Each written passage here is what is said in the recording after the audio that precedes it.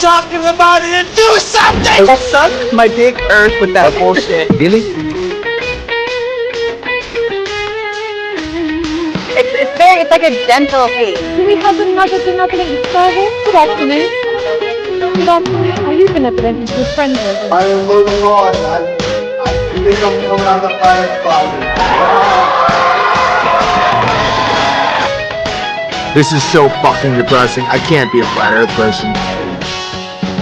Can't have a birthday, can't have a flagshagger, and things making sense. Good evening, YouTube, and welcome to another edition of Jam's Flat Earth Sunday Roast. We're back once again with the show they don't want you to see. In tonight's show, we bring you the very best from the last 2 weeks in conspiratardia, including Chief Flagshagger Ryan Bridge loses in court and gets punched in the face, UK racists get kicked out of everywhere, and right-wing influencers are fake, along with vegetables. Poncho Pete transvestigates everyone, but no need to worry about any of that, as we're all about to be killed by a giant asteroid. From the Flat Earth, Banjo, Weiss, Oakley, Gordon and Gary, and Kyle Adams all blab absolute crap. Anyway, I am your host, Jim, and as always, joining me with their insightful and humorous commentary are just some of the cool kids from the Debate Flat Earth and More Discord server. Good evening, everyone. My timing is impeccable. Wow, well done, well done. I'm glad we have that firmament protecting us from that asteroid. Yes. Otherwise, we'd be in trouble. Yes. A big glass dome comes in handy at times like this. All right, let's get started as usual with a few funnies, including some men having a fight and some men falling in love. But before that, rather randomly, tennis players with microphones. Okay. Oh, thank you.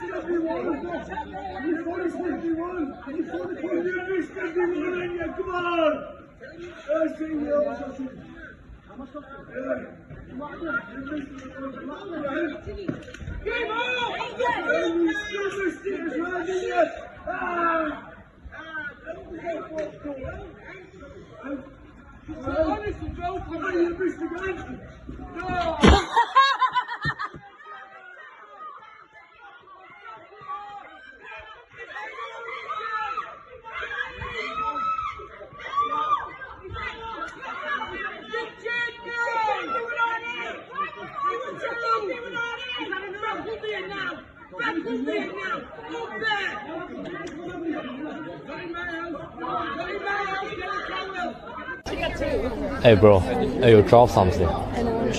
Sorry, you dropped me. Down. Near, far, wherever you are, I believe that the heart will go on and on. Once more, you open the door and you hear that the heart will, my heart will go on and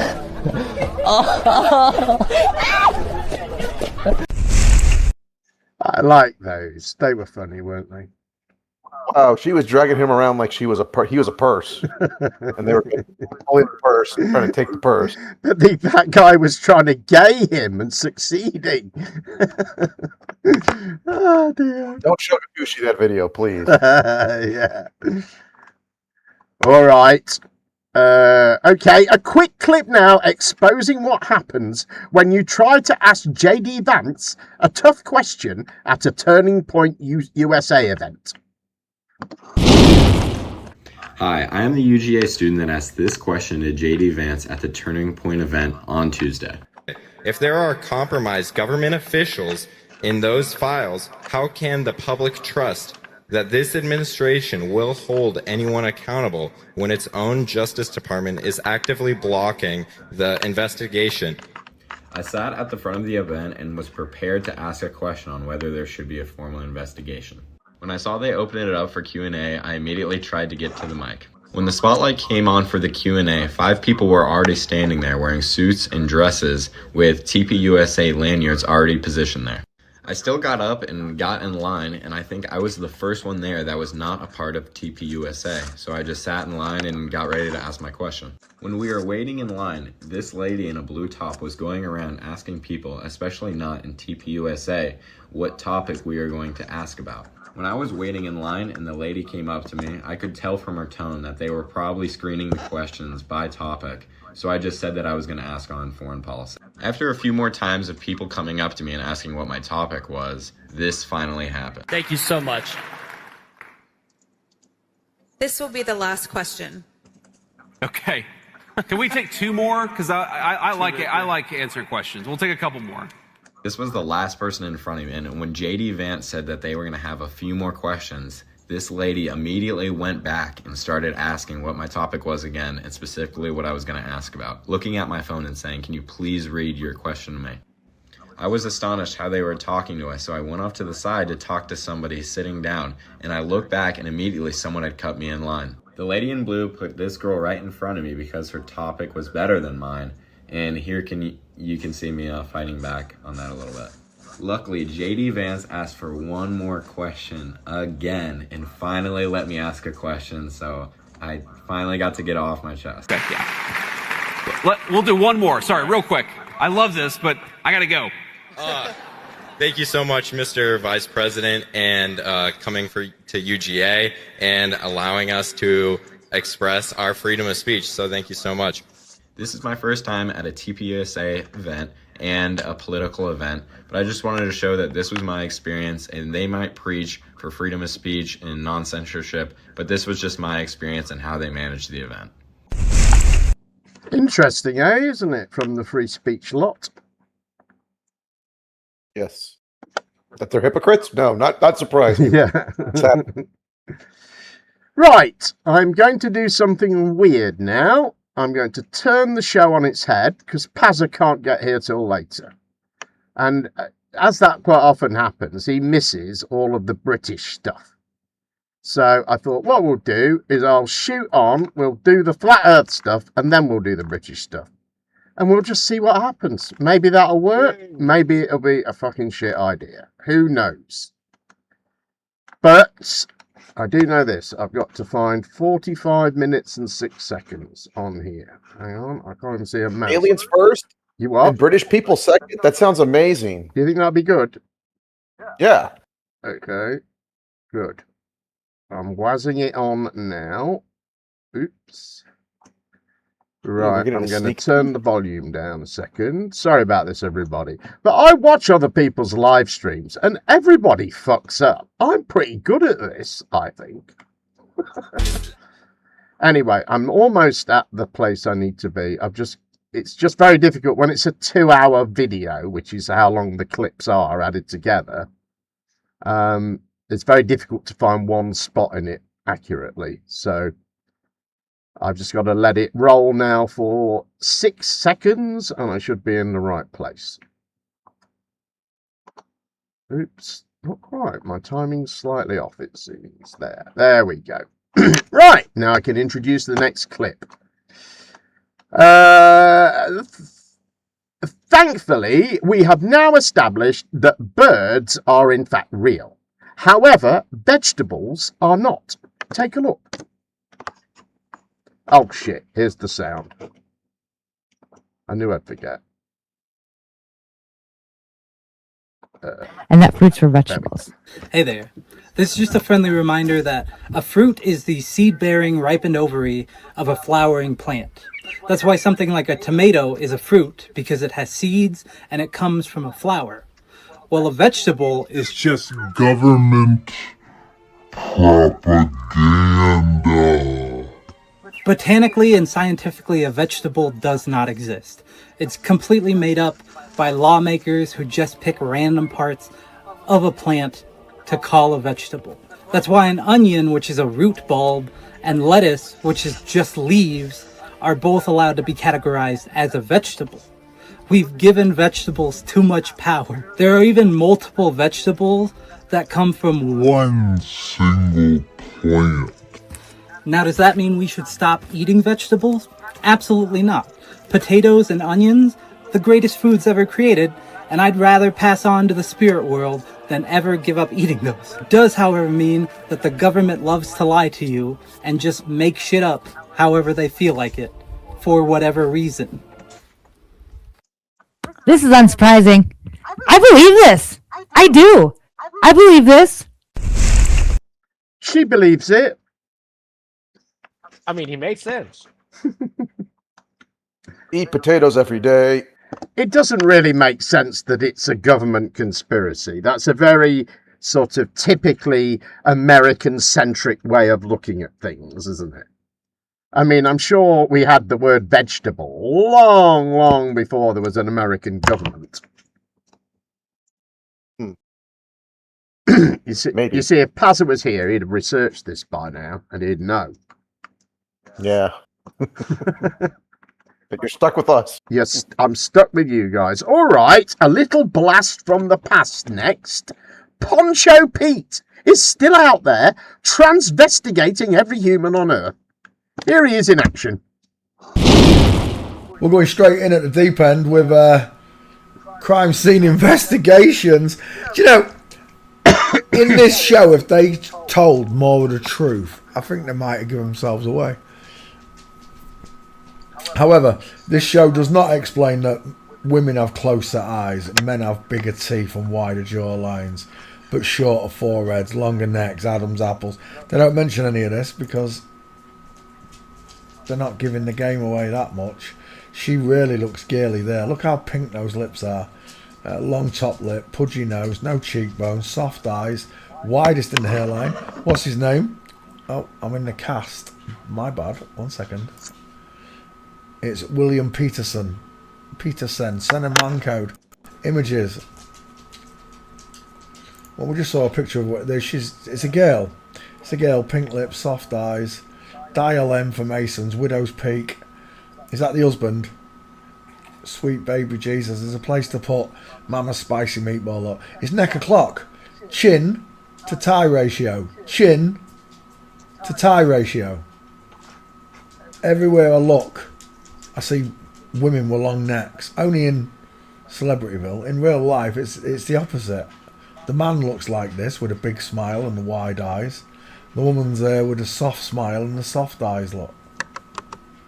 Just let your eyes float around the picture, look, and you're drawn back to this face every time. It's not because she's pretty, it's because the most striking of the two is always a male.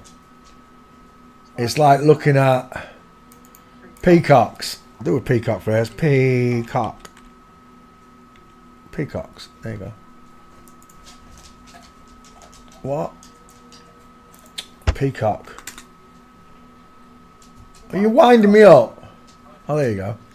So, when looking at the male of the species, just about every time through nature, nearly all the time, it's the male that's prettier. It's the male that's more striking. It's the male that draws attention.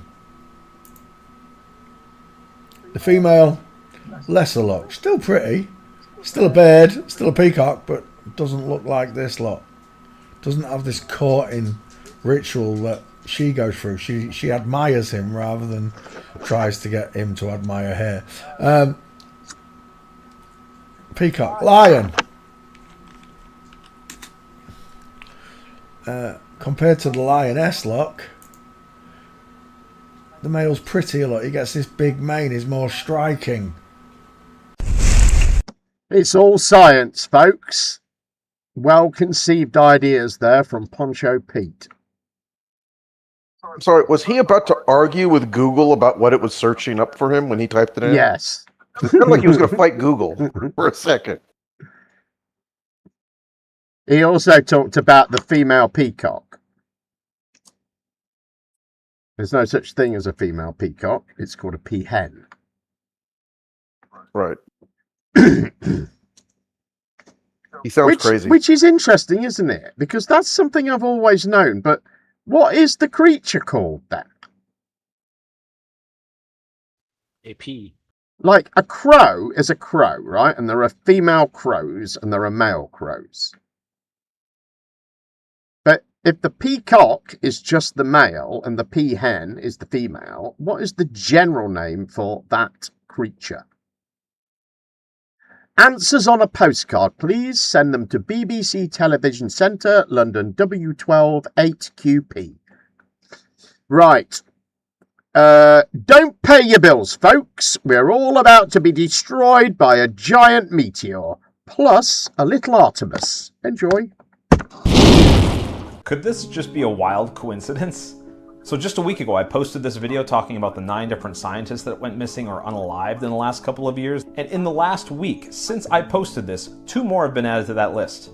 But that's not even what this post is about. That's just a strange coincidence. I simply wanted to reference this video because in it I speculated that the Artemis mission was actually a DART mission. And I have not heard anyone else say the same thing. Now that was a pretty bold claim at the time, but there's been a lot of scrutiny of this mission since then. Between the green screen interviews, the photo shoot that looks like it was probably made by AI, and an awkward moment where this astronaut seems to forget her lines, safe to say that this entire mission has gotten kind of weird. It got weird, didn't it? Yeah. I knew it. But this next connecting of dots is something I did not expect. November 24th, 2021, NASA launches DART, which is Double Asteroid Redirection Test. This is effectively throwing darts at asteroids with the intention of redirecting them. And this is what NASA loves doing. They love coming up with acronyms that relate to the mission itself. So throwing darts is a perfect metaphor to this actual mission. Interesting then that one of the scientists that worked on the DART missions is one of those that went missing. And the laboratory responsible for developing this technology? Johns Hopkins Applied Physics Laboratory, which works in collaboration with NASA's Jet Propulsion Laboratory, which is completely tied to all these other scientists. It's not such a leap then that I'm coming to the conclusion that maybe all this stuff is linked. But wait, there's more. During the eclipses of October of 2023 and April of 2024, NASA launched the APEP missions.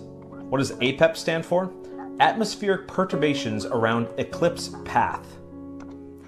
It's a weird frickin' name. Almost like they came up with the acronym first and then just tried to wedge words in that would work with it. Because as we know, NASA loves their acronyms that have a double meaning. Do you know what the other meaning for APEP is? It's the other name for Apophis. And what's the asteroid that could possibly impact Earth in the near future? Apophis. In 2029 it comes really close, and then if it hits a keyhole, then potentially it could hit Earth in 2036. Now scientists are saying that it's not going to, but I think they're lying. And they're lying for reasons that I explain in other videos. You can go look those up. If Apophis did impact the world and it had global consequences, then the name suits the asteroid, because Apophis is the god of destruction. In the Bible, they call it wormwood. And this is where it gets crazy.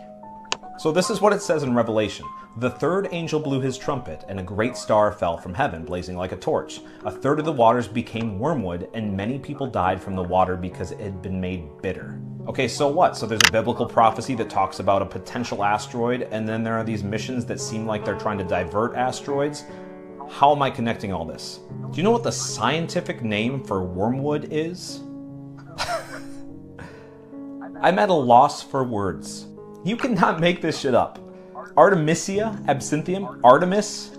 Think about it. Imagine that there's an imminent impact with Earth.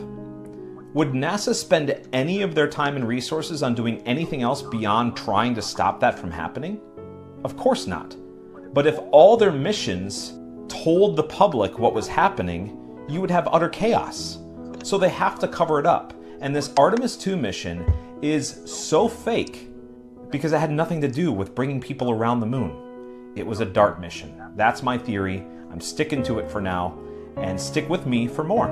Say a lot of space events are once in a lifetime, but this one really is. Exactly 3 years from yesterday, an asteroid 370 meters across, traveling 7.5 kilometers per second, is going to pass closer to Earth than some of our satellites. Just for reference, if an object that size traveling that fast hit Earth, it would cause destruction for hundreds of kilometers, and the energy it released would be equivalent to hundreds of nuclear weapons. Thankfully, it's not going to hit, but it will get very close. On Friday the 13th of April, 2029, the asteroid Apophis will have the closest flyby of an object its size in hundreds or thousands of years at only 31,000 kilometers from Earth. That will take it closer than many satellites and only a tenth of the distance to the moon. That's so close that if you're in the right spot on Earth, you'll be able to see it. Even though it's not going to hit, it is going to keep orbiting the sun in a very similar orbit to us, so it is going to have more close approaches in 2036, 2051, 2066, and 2068, but none of them as close as the one in 3 years. We don't really have great calculations after that. Check in again in 2068. Oh dear. That does sound scary, doesn't it? Oh no. I'm going to skip that checking in. I'll let them check in with me. Yeah, maybe the way to go. Now then, we have an answer from Biggest Doggers, who very kindly sent me a PayPal. Thank you very much, Biggest Doggers. And his answer to my question is peafowl. And I think that sounds correct. Anybody, no reaction at all? I'm not a herpetologist or whatever studies birds. Oh, aren't they an ornithologist? I don't know what they're called. A twitcher, also they're called, aren't they? A twitcher. Not on Twitch either. All right, the overwhelming wisdom of Flat Earth TikTok next. Enjoy. In the Okanagan Valley area around Vernon, British Columbia. And a thing to point out here that's so obvious is that no matter where we fly, here you can see the Earth is flat. Sure, there's mountains and valleys and rivers and such, but it's flat. It's a plane. It's definitely not a ball or a globe. Now, I've been in Cessnas flying fairly long distances and such, and you could fly right across Canada here and it's going to be flat. That's just what it is. Now, the ball Earth people will say, well, you know, it's because the Earth is so big. And that doesn't fly. Those are the same people that say you can see a ship go over the edge, you know, on the shore. If that were the case, you know, you wouldn't see this like this. Some of these mountains, the start of them in the distance is 250 kilometers away, like there, and we're seeing way beyond that. You know, we're about between 3,000 and 5,000 feet in this flight, and it's flat. Proving NASA is fake proves the Earth is not a globe. NASA was created right after Project Highjump. Now let me ask a question. Could you bring me a gallon of water without a container? No, you can't. Large bodies of water or rest need containment. So think about this. What contains the water in a lake? Simple. The side of the shoreline. It's higher. The shoreline is higher than the water. It's containing it. But if the one side of the lake was lower than the water, would the water be contained? No, water would flow away. So if you took the average height of all the continents, can you guess which one's the highest? Antarctica. It's over double the height of any other. It's double the height of the second one. So Antarctica in the flat Earth model is the shoreline that surrounds the world oceans. So the world oceans are the big pond and Antarctica contains the water. Oh hell, so apparently NASA published this report, and I guess on one of the last pages it's talking about their like navigation systems and things like that. And apparently it's for a flat plane. It literally said it right there. Hold on, I wonder if we could see it.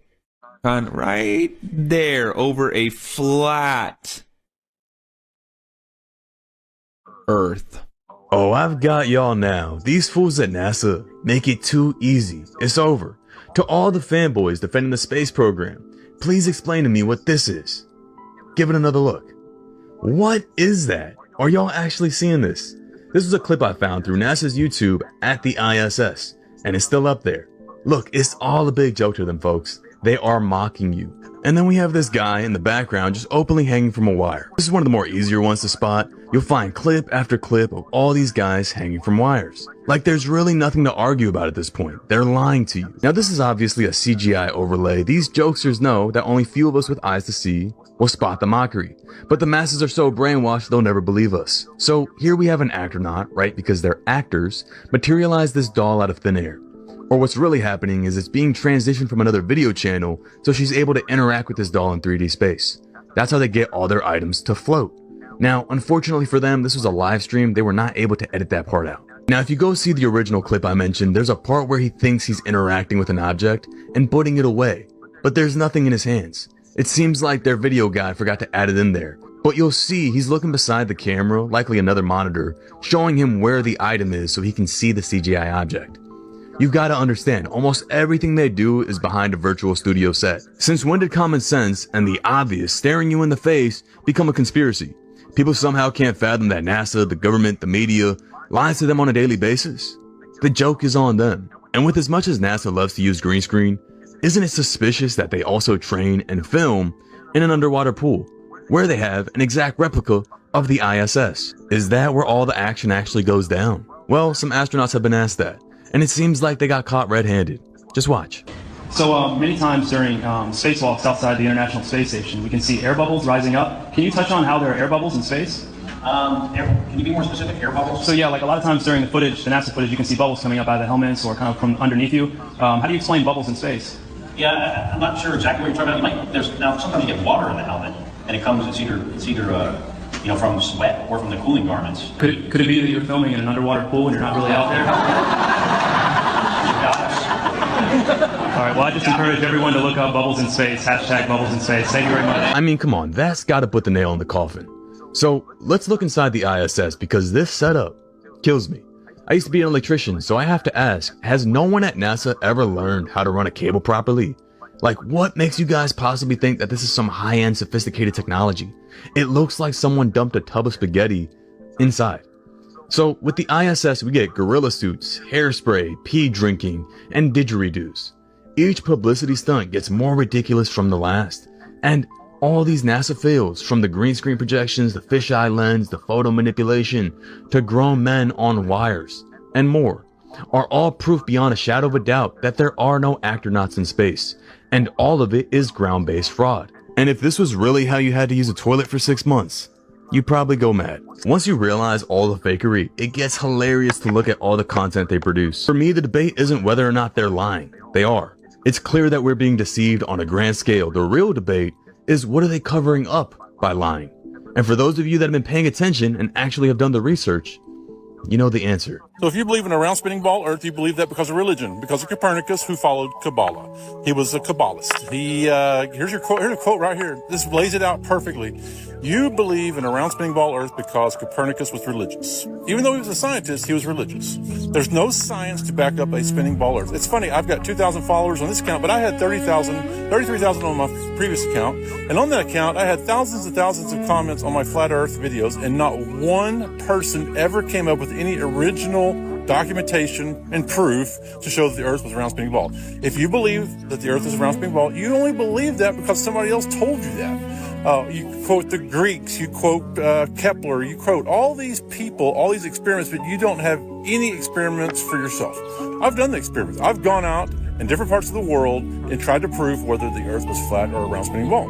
I proved it to myself scientifically, mathematically. And then religious followed after that because the Bible talks about a flat Earth. But anyway, this is your guy right here. If you believe the round spinning ball Earth, you cannot provide me 1 ounce of evidence that you've done on your own, and you believe it because of religion, because of Kabbalah, because of Copernicus. Thanks. I hope that you do realize we've been lied to our entire life. This goes back centuries.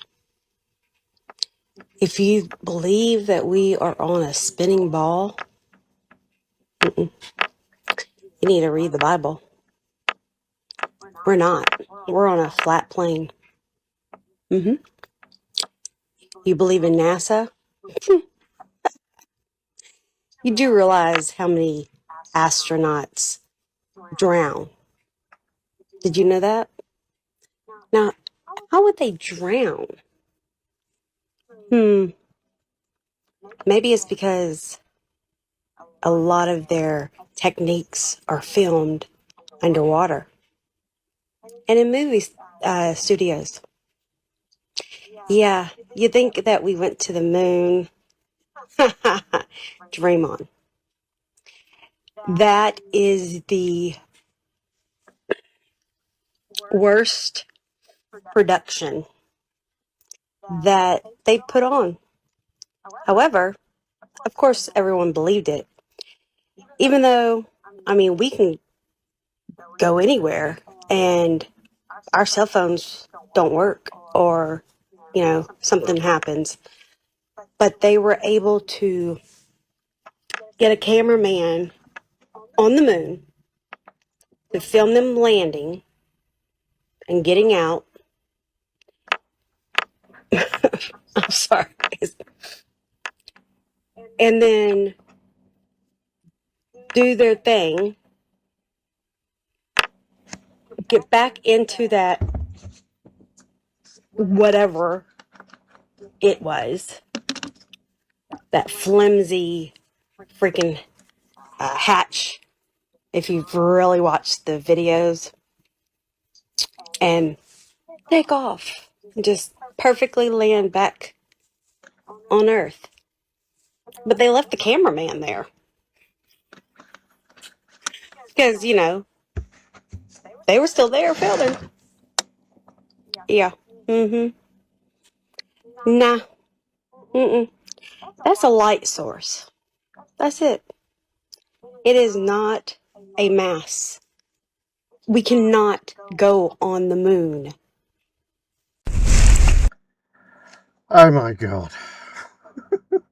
No, I want to go to the moon. I want to go to the moon. It takes such a level of arrogance to believe that you figured out that they left a cameraman on the moon, or that must have been required to record the footage they have.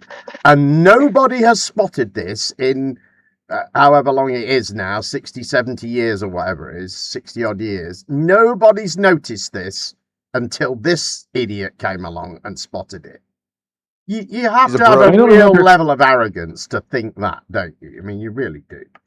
I don't remember seeing 4 seats on the Apollo command module. I wonder where that cameraman went. Now, what did the great Gertrude Perkins said? He said, what did he say? Oh, he said something like the same old shit from 2016 or something along those lines. Same old bullshit from 2016, he said. And I agree, it is that. And I have to say, I want to ask you guys about this. When I'm putting this show together, I am often struck with the idea that I'm just sort of going through the motions. And Flat Earth offers nothing new. As all of that was stuff we've probably seen, I don't know, 50 times before over the years on this show.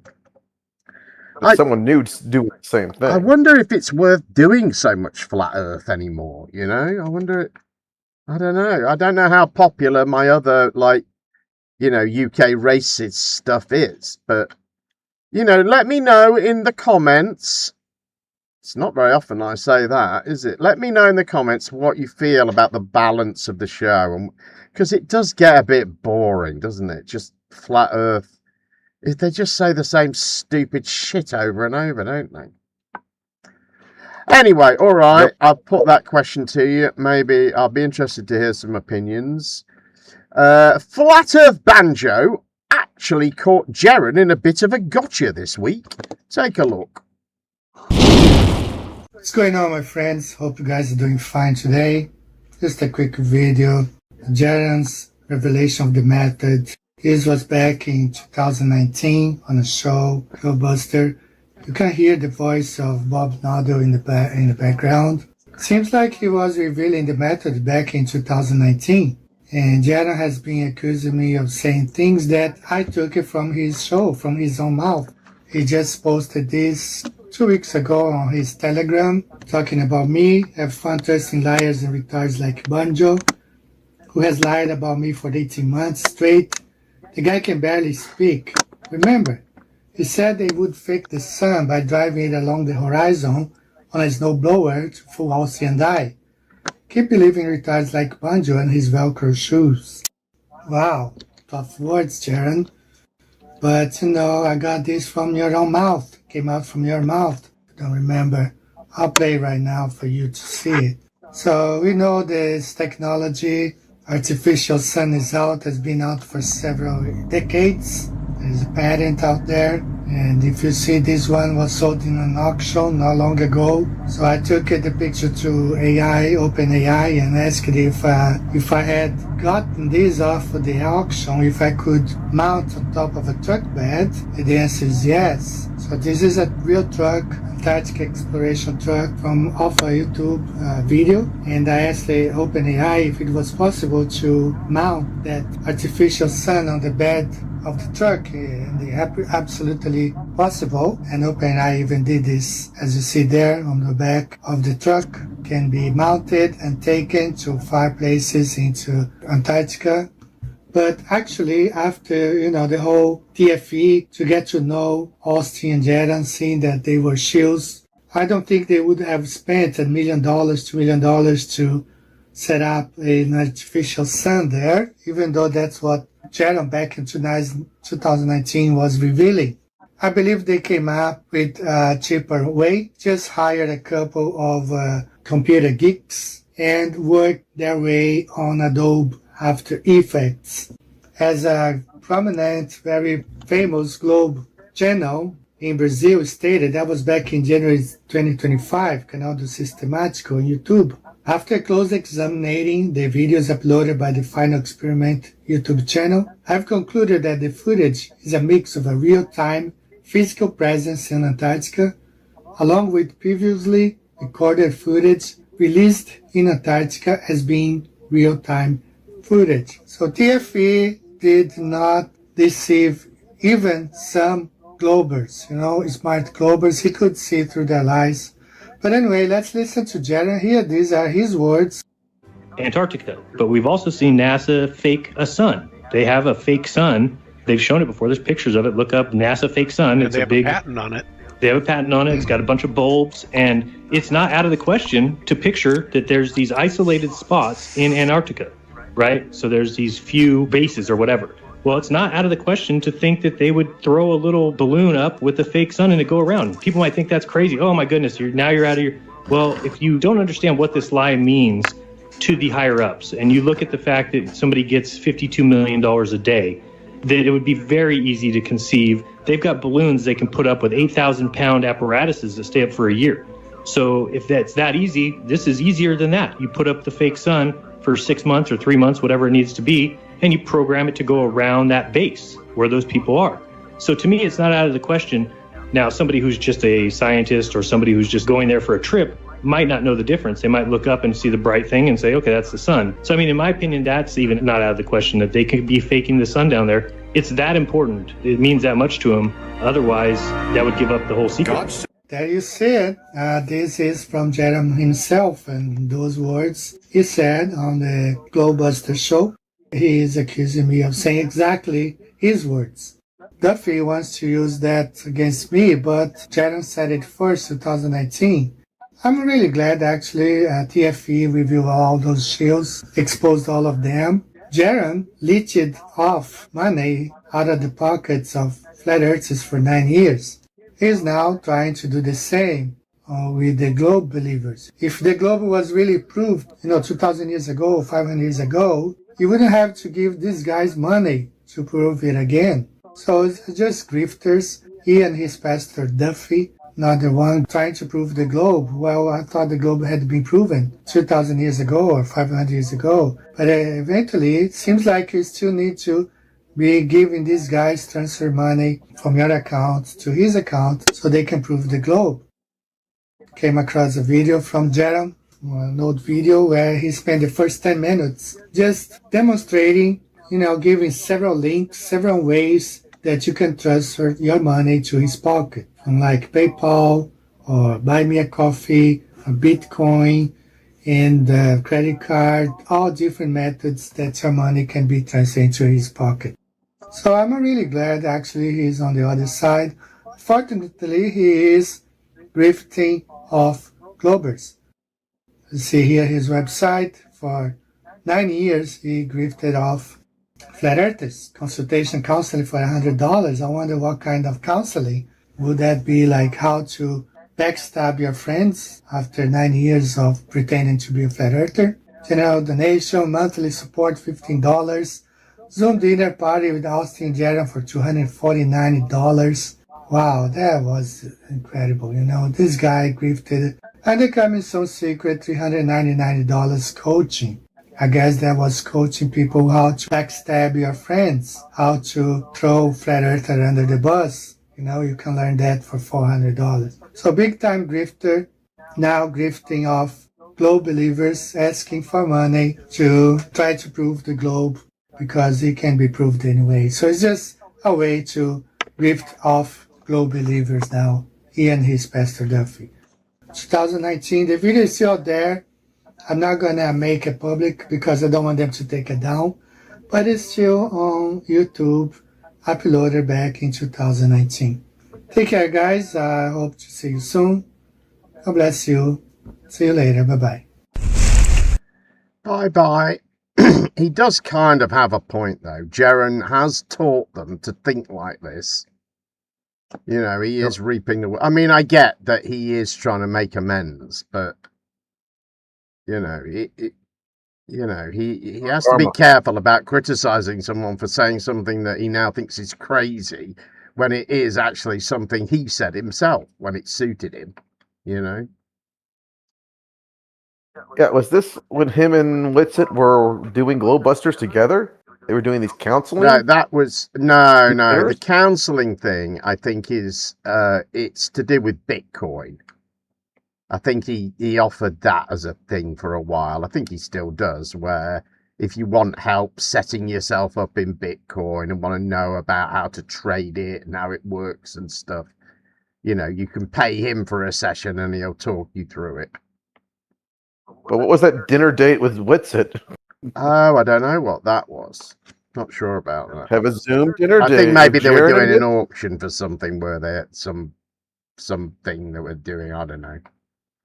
Anyway, if you would like to help me grift off Globers like Jaron is doing, then please feel free to PayPal me. Here is the thing for it in the chat. Or Super Chat me. Speaking of Super Chat, Tim3207 says, we need more Kai versus Whitsitt. We need to follow that drama to the end. Well, yes, although I do feel a bit kind of guilty about, you know, using that. So, anyway, there's the link. If you want to PayPal me, that would be very lovely and really, really appreciated. Now then, I've got to play another video, haven't I? Let's have a look. What's next? The Shipwreck Show is next, with a conspiratardia presenter who perfectly demonstrates the entitled stupidity of conspiratorial thinking. God, I hate millennials. Take a look. And then we're going to get a little bit into flat earth, which, you know what? If you're triggered, like, you need to ask yourself why you're triggered. Because I live in the land of maybe, specifically with this topic. Okay. I don't know. Is it a globe? Okay. Is it flat? Are we in a matrix type thing? Like, is this all one big simulation? I never get as much pushback about the simulation one, or like agreeing that it's, you know, some kind of globe or people's zoo, and that there's more of the earth on the outside of the ice wall than I do about flat earth. Like, anytime I don't even bring up flat earth, but anytime I bring up like the mud floods, or I bring up, you know, even like a Bigfoot on an occasion, I will get people coming in and hating on me about flat earth. And I'm like, it's not even about flat earth. Okay. This Bigfoot George that lived behind my house. I don't know why you're so upset, but the fact that people get so upset about it makes me think that there was some kind of campaign at some point in order to get people to dismiss the flat earth theory, which then again brings me back to like COVID, right? Which was just an enhanced variant of the flu. Try explaining that in 2020 to people. Like, all strikes has been in here. This is why I don't think this is right because of this. And that's all fine. That's Perfect. Yeah, maybe you're right. Maybe you're not. I don't know. Right? I mean, I don't know. But like the people that get irrationally upset about it, it's weird. Why are you so upset? What does it matter? What if it is? What if you die? It's one conspiracy that's going to remain a theory, unless the government comes out and says, okay, we lied. And even if that were to happen, I don't think people believe it. But I don't. It's like a switch flips in people, and all of a sudden, and what's weirder is it's usually super hyper religious people too, and it's like, but it's in there. He talks about the firmament. Like, in what other context can you acknowledge the firmament? So I don't understand. I just don't understand the irrationality, the emotional irrationality of how upset people get. But I do liken it to when I posted about Trump and the Jesus photo. It was super irrational, some of these people. Super irrationally upset. And I wasn't irrational in my video. I said, hey, this is blasphemous. Like, I'm not on board with this. It is. But the amount of and it was a lot of women, which was even more interesting, older women, that were very upset about this. To the point to where they were like screaming in my comments, big capital letters, calling me names. You know, then I go to their profile and in their bio, it's like, live, laugh, love, be kind. And this little bee, bumblebee. She's like, you fucking slut. Oh my God, Jesus. Praise Mary and Joseph. That's when you know something's wrong. Like when people's reactions to information, you know something happened to make them believe it so much that it literally makes them feel like they're questioning their entire existence just simply by suggesting that maybe it's not what they were told.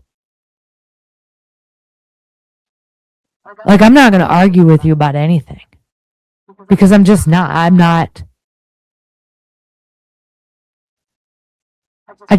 Maybe I just missed out on the indoctrination. Maybe it was a school thing. I was really bad in school. I was really bad. Like, I failed a lot. D's get degrees. It was bad. I like the Diary of Anne Frank. I read the Cliff Notes, but back then we didn't have like Chat GPT or anything, but you could go to Spencer's Gifts and you could buy the cheat codes, the cheat codes. I did that with a lot of the books that we were supposed to read, and then I just answered the question the way that I thought that they wanted the answer, and then I turned it in. Which is why it's not super hard for me to believe that the Holocaust wasn't necessarily true. Or at least wasn't the way that they explained to us that it was, and they continue to explain to us that it was. It's just, it's easier for me to entertain that because I just wasn't grilled into me so hard. Like I didn't create a whole like identity portion of myself around that singular topic. And I think that's just really interesting. Flat Earth seems to have that same kind of like panic to it when it gets brought up. There's panic. People get irrational. They won't even I won't even entertain it. I won't even think about it.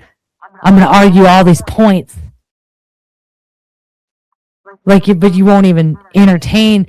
You can't even entertain the idea that the government doesn't want you to have a relationship with Jesus Christ. After everything that you've seen over the last 2 years, specifically in our buddy system with the Holy Country and how that's working out for everybody. After listening to all of Hitler's speeches, talk about a diehard Christian. Dude was more Christian than any of us will ever be. You can't maybe get on, I don't have to get on board, but maybe entertain the idea that they lied about this in order to keep that distance between us and God. Just astounding, isn't it? Just, oh God, I mean, where do you start with that, really? You know, she's better off because she did so badly at school and as a result of that didn't get indoctrinated. Again, the idea that in order to believe in God, you have to believe in a flat earth. Just a complete and utter lie. Just a flat out, just barefaced lie. Unbelievable. And just the arrogance of, I don't know. What is it? I don't know. I don't know. As if that's a reasonable position. God, go ahead, somebody else, please, before I get too upset. Well, that's a standard flat Earth position. You know, I did badly in school, therefore I'm smarter than you. Right. I mean, I don't understand that one. Brian Peck I'm not says. indoctrinated. Brian Peck says the brain on the shipwreck gal is a train wreck. Yeah, isn't that the truth? I've just found her so arrogant, you know. I don't know. All right then, a little Zeteticism now, brought to you by Eric Dubay. Flat Earth Philosophy by Eric Dubay. Chapter 1. Experience versus Explanations. There is a quiet epidemic in science causing an unbridgeable rift between the truly inquisitive and the unknowingly indoctrinated. A branch of pseudoscience has been pedestalized and promoted to an untouchable position, causing all skepticism and critical thought surrounding the subject to be swiftly silenced without consideration. The crux of the issue is a matter of philosophy of science, and what it means for a proposition to qualify as actually being scientific. This question was the main point of contention expressed by the late 19th century group of activists known as Zetetics, who caused quite a stir in the scientific community of the time. Their philosophy of Zeteticism distinguished itself from mainstream science with its emphasis on observation and experiments rather than on hypotheses and theories. The usual scientific method involves inventing an initial hypothesis that is then tested and proved or disproved based on the results of an experiment. The Zetetic method, on the other hand, proceeds direct from inquiry, without first speculating and theorizing potential answers. A scientist starts by determining a hypothesis, then devises tests to prove or disprove it. A Zetetic asks a question, then immediately proceeds to performing experiments and making observations to answer that question, rather than first forming a hypothesis, as instructed by the scientific method. For example, if we were to question cosmology, like the shape and position of the Earth, a scientist would first make a hypothesis, suggesting the world to be round or flat, geocentric or heliocentric, and then proceed to test their theory. The Zetetic, however, skips this step of hypothesizing and focuses fully on making observations and devising experiments that will determine the answer. Removing this step from the scientific method effectively erases any biases or preconceived notions caused by the formation of a hypothesis, leaving the conclusion based entirely on what is actually observed. Unfortunately, as Richard Feynman once noted, the philosophy of science is about as useful to scientists as ornithology is to birds. Thus, the Zetetics were scoffed and their findings shunned by the scientific community at large. Their main body in England, called the Universal Zetetic Society, was established by Dr. Samuel Rowbotham and Lady Elizabeth Blunt in 1893, and would later be renamed after its most infamous contention, the International Flat Earth Research Society. Today, the International Flat Earth Research Society still exists, and since 2014 has been administrated by myself, Eric Dubay. The subject is still scoffed at and shunned by most, but thanks to the internet and a diligent group of modern activists, tens of millions of people around the world now reject the heliocentric globe model and identify as flat earthers.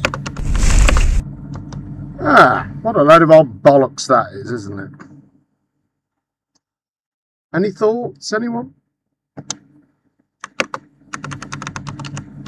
No. What a load of old bollocks that is, isn't it? Any thoughts, anyone? You're in, Jim? No? All right, we'll move swiftly on A then. load of turds. Yes. All right, Parker from the channel, on the right one, yes. Parker from the channel Parker Get a Job spends his time arguing with MAGA folk on his phone-in show. So what is he doing in this part of the show? A flat earther phoned in. Enjoy.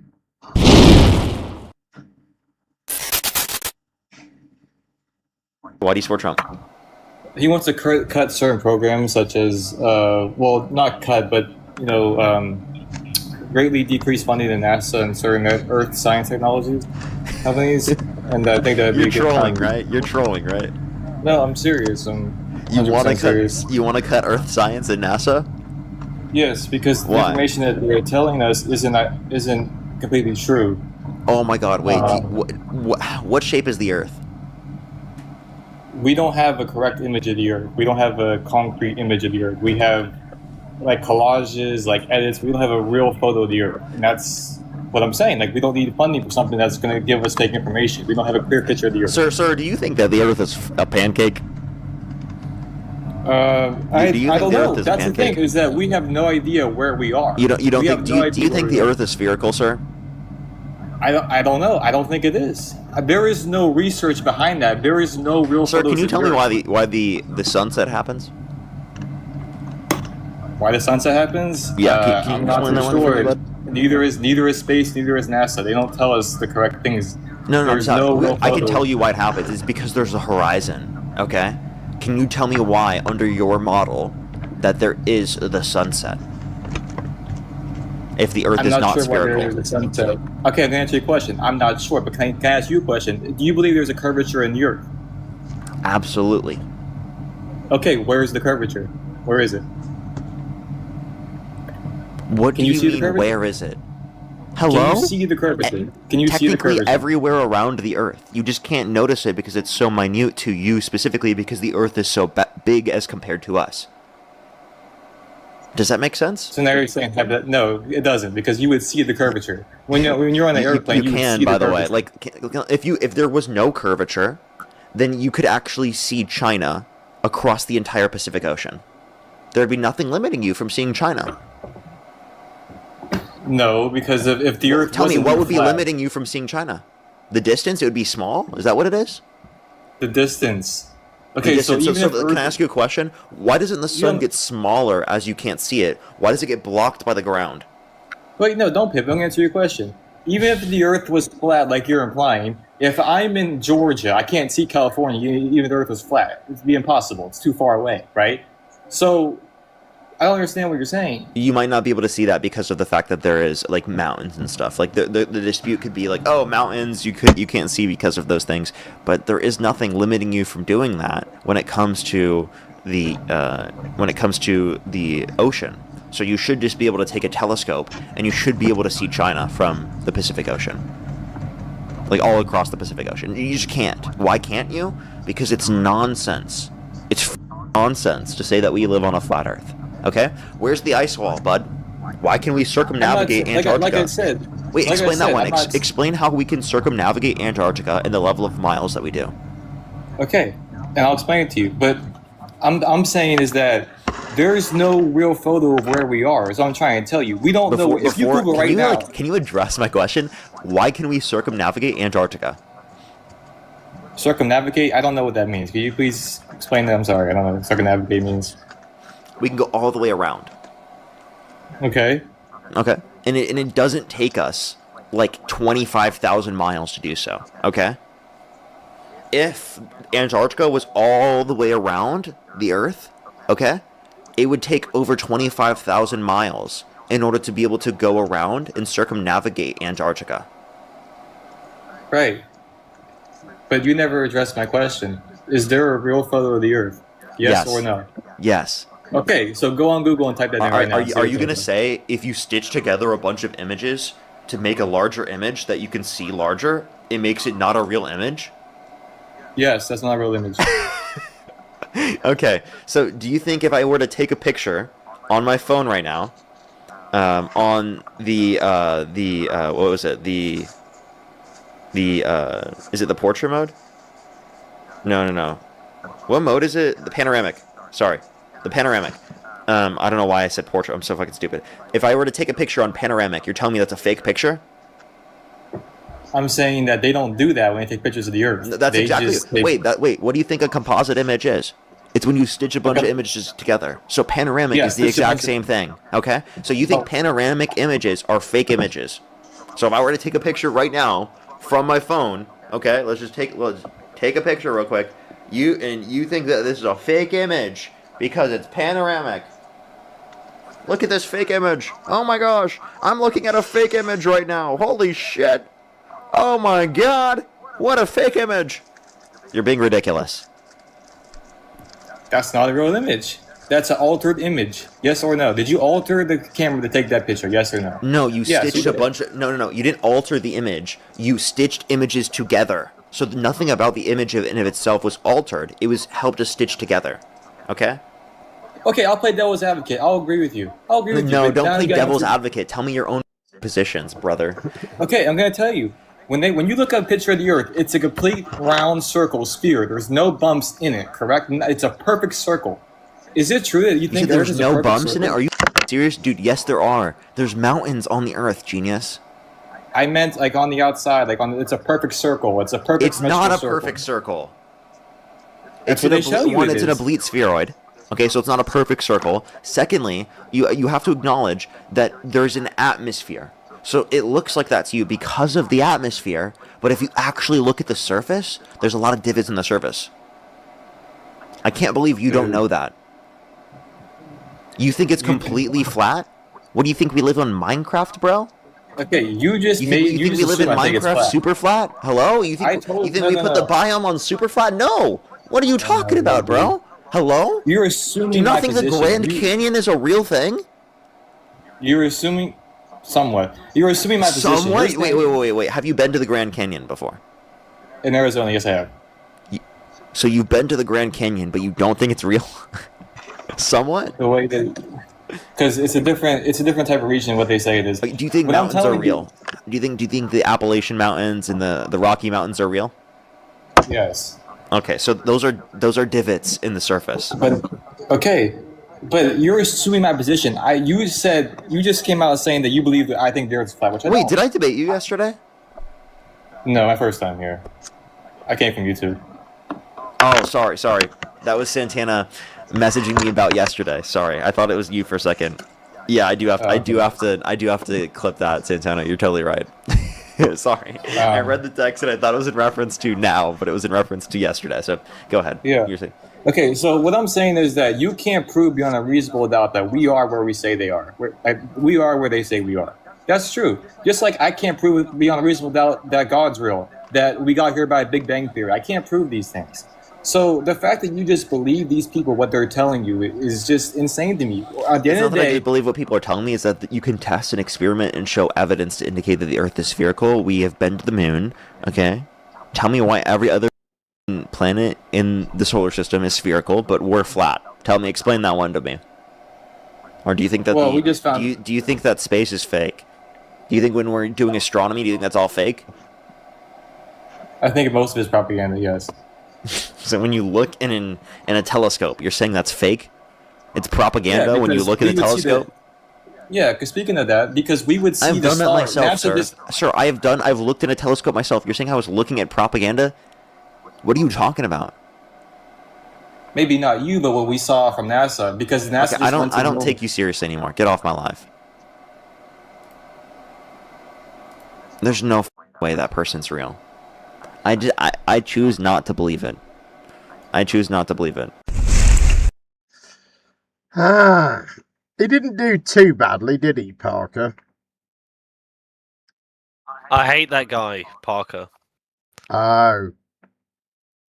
He's like a sort of a bit of a Charlie Kirk, isn't he? Kind of thing, in the sense that he posts these little gotcha videos of where he supposedly bested some MAGA dude. And in this particular one, he got like the easiest flat earther you could possibly have, like someone who might just be, I don't know, flat earth or light. He's not facing no indigo or whatever his fucking. No, the guy wasn't irate or anything, was he? Well, Well, I'm glad you're here, Flick, because I'm doing the show backwards tonight. So all of the Brit stuff is still to come. We have more flat Earth, right? You said David Weiss earlier. Yeah, plenty of flat Earth stuff to come. We've got another 1, 2, 3, 4, 5, another 6 clips, and they're all quite long as well. So, I don't know whether that's a good or a bad thing, but anyway, plenty of flat Earth to come. Starting with a couple of flatties I haven't come across before. Gordon and Gary say Earth is flat and a globe, but they are probably wrong about this. 3 clips to come. Here is the first. For me, part of my journey, I'd kind of become aware and awake and started researching. And probably 4 years, I came across this eventually, and I'm sure I've told you the story. There's this video, because back then we had lots of lovely videos on YouTube that don't exist anymore. Tons of research was there, yeah. Yeah. And it was, this guy didn't say a word. He just said, think about this. And what he had was the sun coming up, going overhead, and then setting again. And we watched this video because me and my partner at the time, we couldn't work out what was going on. So we're sat there watching this video, and we must have watched this video. We didn't watch it 20 or 30 times. That, you know what I mean? And it was one of those things that got under your skin and was like, oh, I got an itch this one. I got an itch this one. And eventually we sat there, and what we observed in the video was the sun came up and got bigger and bigger and bigger and bigger and bigger and bigger until it was overhead. And then when it started to go away, it got smaller and smaller and smaller and smaller and smaller and smaller and smaller and smaller and smaller. And, well, something that's 96 million miles away, how can it grow and diminish in size? And then obviously we had the Stephen Hawkins is a liar video with the laser, and I've actually got an image fundamentally of that, which we can share in a little while. And these things really got me thinking about the reality of us and what's going on. And I fully went into the rabbit hole of Earth is not round, and actually lost friendships through it and all sorts. I mean, I must have been a complete nightmare at the time, but it is what it is. But I've also realised it's actually not the be end and all. It's only a stepping stone onto something else and other things. And it's a very good bedrock. It's a solid rock to stand upon to then move on to other ideas and bring in other thought processes. How about you? Because I know you've had a similar kind of journey to me in this respect. Sure, yeah. Because, you know, I listen to other people and I go, well, I looked into it to disprove it. I said, no, I'm going to disprove it and all of that. I didn't. I looked into it thinking, wow, another thing, another rabbit hole to go down. How exciting. Because, as you said, at the time, there was so much information, so many wonderful people doing great work. Obviously, every now and again, there was something that you just thought, hang on, you're pushing the envelope a little bit too much there. But there was some great material. And there was a guy here in Spain as well who was doing something very similar. My wife was just watching video after video, absolutely fantastic information. And what was very clear very quickly was that there was something there. There was something there. What was clear. And then I, you know, probably like yourself, I watched it be dismantled. I watched the attack on that belief, the FE belief, and they attacked it. And I can remember, like, politicians starting to talk about it, and they used to say, years ago we used to believe the Earth was flat, and now we're not stupid like that. And there was all of these like subliminal messages coming on, and then all of the videos got taken down. You couldn't find it, just as you can't now. If you put in that, you're going to get everything showing you that it isn't. And it was a shame that I watched it go that way. And I thought, what a shame, because I really enjoyed it, and that, you know, that information. But now I'm noticing that it's coming back again with a bit of a. But what the result that I came to was, haha, So I know it's not round. Full stop. That's as far as I was very happy to stop there. After that, what it is, well, we'll wait and see. Yeah. Yeah, certainly. The thing is, though, and we'll get onto this again near the end in the discussion, we live in a holographic universe, fundamentally. Our realm is holographic. It's not real in any way, shape, or form. And again, that triggers people, and we'll look at this very briefly. But fundamentally, we live in a toroidal field of consciousness, and there's multiple toroidal fields interacting to create a picture and a build-up of. And it's a bit like the Matrix when Neo's looking at all the coding, sure. And the coding via frequency creates the solid. Because once you can see that as what it is. So we also have the phenomenon of we're the creators of our own reality. So if we can only see something, we will only see that thing. So if we take it back to 2020 when the old 12 dart finish was beginning and all that sort of stuff, there was a group that could see it and there was a group that couldn't. And the polarity between the two, there was a wall. And it didn't matter what we said, we were talking a foreign language to them because their perception and reality was this. And so they created that perception and reality. Our perception and reality was that. And so we created and had that experience. So I'm going to start off by saying, right, that it's flat and it's round all at the same time. Okay. Yeah. Because it is, but it isn't. And that's the thing. It is, but it's not. Mm-hmm. Now, me personally, I view it as a flat plane, but that's my view. Sure. Am I right? No. Is everybody in the chat who's going to get triggered right? No, you're not either. So let's get this one out of the way before all the comments come, all right? You're no more right than I'm right. And Gordon's no more right than I am, and vice versa, okay? We only see what we want to see for the experience of what we're doing. Now, it just so happens that my black background, which is the Flammarion, and I think it's an 18th century or 17th century wood carving that's been coloured, okay? We have a flat plane inside a dome with the works on the outside and the moon and the sun and the stars on the inside of a dome or inside of a toroidal field. Mm-hmm. It's always been my background, and there's a reason for it. Because for me, it encapsulates what we're living on and in.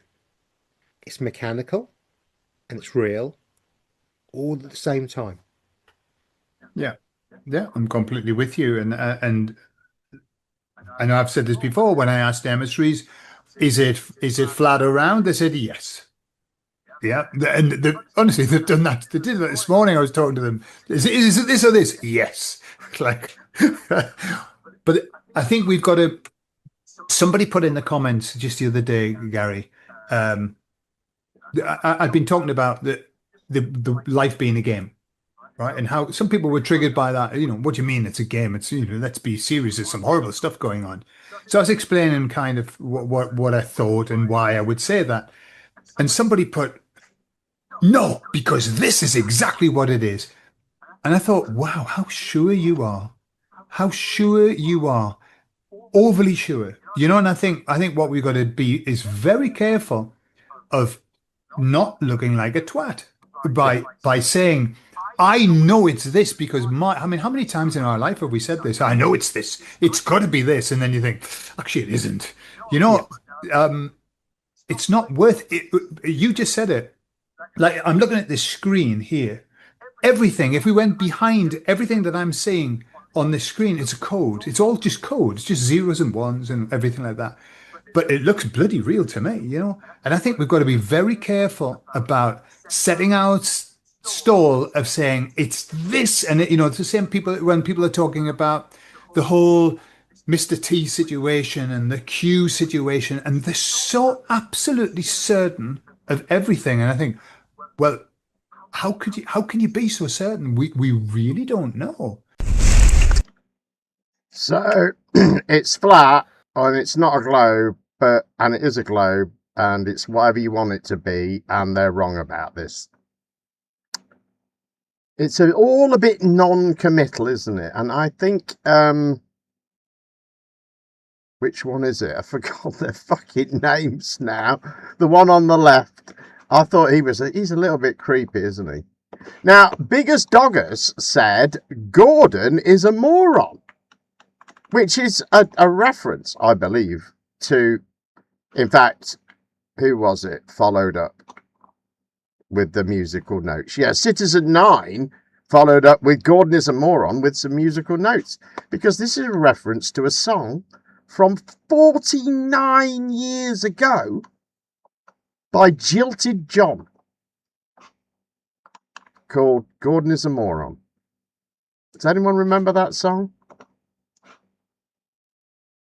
No? Flig, do you remember a song from 49 years ago? I might... Oh, I was talking to myself. We lost you for a bit. Yeah, I was like, is it gone? Sorry about that. Or something? Sorry about that. That was because I typed 7 words in the chat and fucking what's his name moaned at me about it. So then I muted myself, and then I forget to unmute myself, which is why I don't mute myself. Did you feel like those people in the video like make up the story of how they became a flat earther? Right. Yeah, well, maybe. I thought he was a bit creepy, the one on the left, don't you?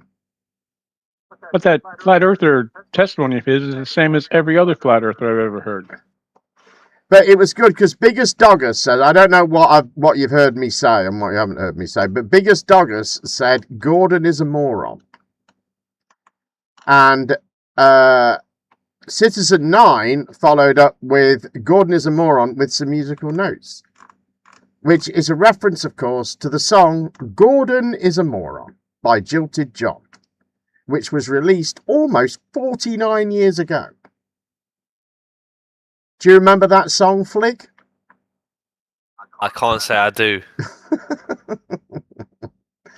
You don't remember what was in the charts 49 years ago? It was a big hit. I would sing it, but I'll sound stupid. Appreciate you sparing us on that. Yeah, all right. We'll have some more Gordon and Gary then, shall we? Because you lot are being a little bit boring. So I want a bit more input, a bit more effort. Scott Mackey is here. He will help me out in this regard. Although I bet you at this time he's doing something, and somebody somewhere is also preparing his dinner, and he is doing something he's like peeling a potato or lighting the barbecue or some stuff like that is vaguely connected with the dinner. Right, more from Gordon and Gary now, and Gary has a flat earth presentation. If you say, I think the earth, no, actually, for me, it's round. And I say, well, bloody good for you that you think it's round. Super. I've got a different feeling, but hey, there's room for both, Yeah. Rather than, well, you're an idiot. This is not the awakened world that we need to be in. You're an idiot because you don't share my belief, even though my belief may not be true. It's very much so that we are at the end of the game now, the end of the film. We're almost at the credits, in fact. You said that we were here the last 15 minutes. Well, it's the last 15 minutes, not of a 1 hour, 2 hour, 3 hour film. It's the last 15 minutes of a 6,000-year film. Sure. And we're right at the end. And they're going to try and do everything they can to drive a wedge in between to keep as much and as many people behind with them and not going to where they should be. Sure. And the more they can do this division. So, you know, I am very, very confident in my observations and what I'm going to talk about. But am I right? I ain't got a clue. And I will not get triggered and I will not get upset by anybody, you know, unless you're rude. Because like on my channel, if you call me an idiot, you're going to get removed. There's zero tolerance. You know, we have a lovely, you can question me and you can say, Gary, I do not agree with you because this is the way I see it, right? That is constructive. And for me, that gives me a, oh, they could be right or I could be wrong. I want to look at that. That's interesting, you know. Gary, you're an idiot. Thank you very much. Where does that leave me? What does that give me? Nothing at all. So one of the first things I looked at regarding round or not was this gentleman, Dr. Auguste Piccard. And Picard is actually the same as the Star Trek Picard. And apparently there is a link between the two, and that's why they named the Star Trek Captain Picard. Okay. But this gentleman's really, really interesting. He was non-government, and he wanted to be the first man to reach the stratosphere. And he also built a submarine and had the depth record in a submarine as well. So a real fascinating guy, And we have a sealed vessel, pressurized fundamentally with a big balloon on it.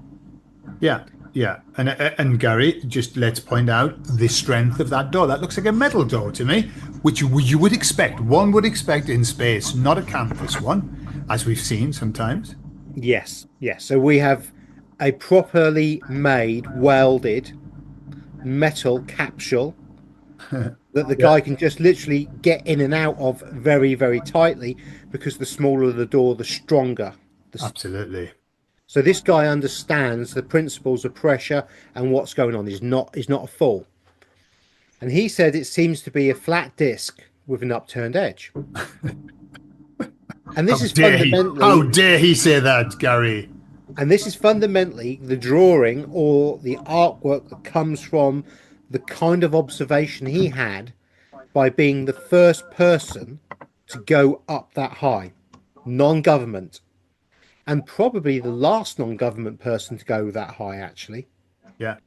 But here we have the Disney's Lion King, and the stars or the clouds say the word sex.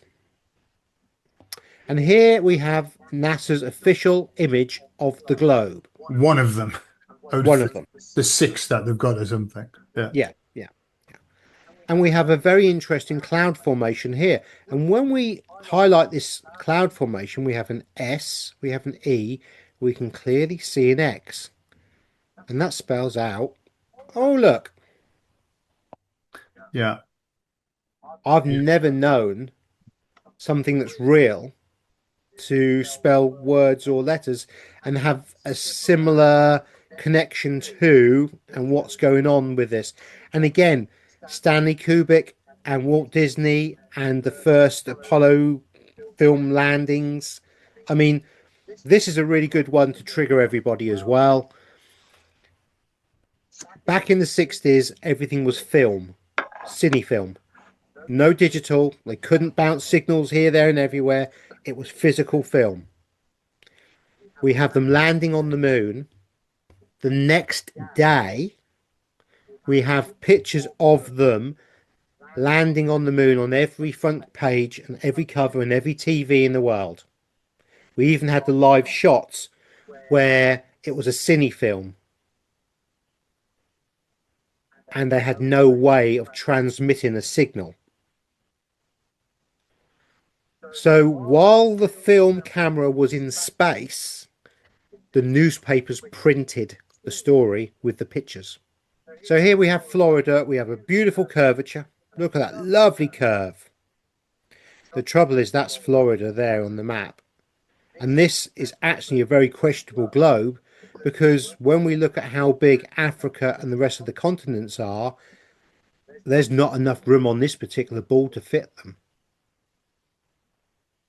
No, and Florida's pointing in the wrong direction for it to be. It's just not right. It's just not right. And whatever land masses we have here are not correct as well. No. Let's be very clear about this. There's a guy, if you want to Google it, called Blue Marble Man. Yeah, yeah, and they've admitted that's just a CGI thing. The man said it had to be. It had to be. Yeah. And again, here we go. Another picture, and this is the United States of America. Clearly here again, because why wouldn't it be? It's NASA, it's an American. Let's get the American flag up, flying. Let's make us take up like 25% of the globe. But the problem is, as you just said, they've taken up maybe more than 25% of the globe, probably 90% of the globe from this image here. So what about all the rest of this? Yeah, where does this go? When I was taxi driving, I had two very, very nice customers who were still at school. And they would ask me all sorts of questions because I just started my channel. And of course, they weren't watching it because they were underage, but they were obviously interested in certain aspects. And they wanted to know if it was flat or round. So 74% of the globe is water.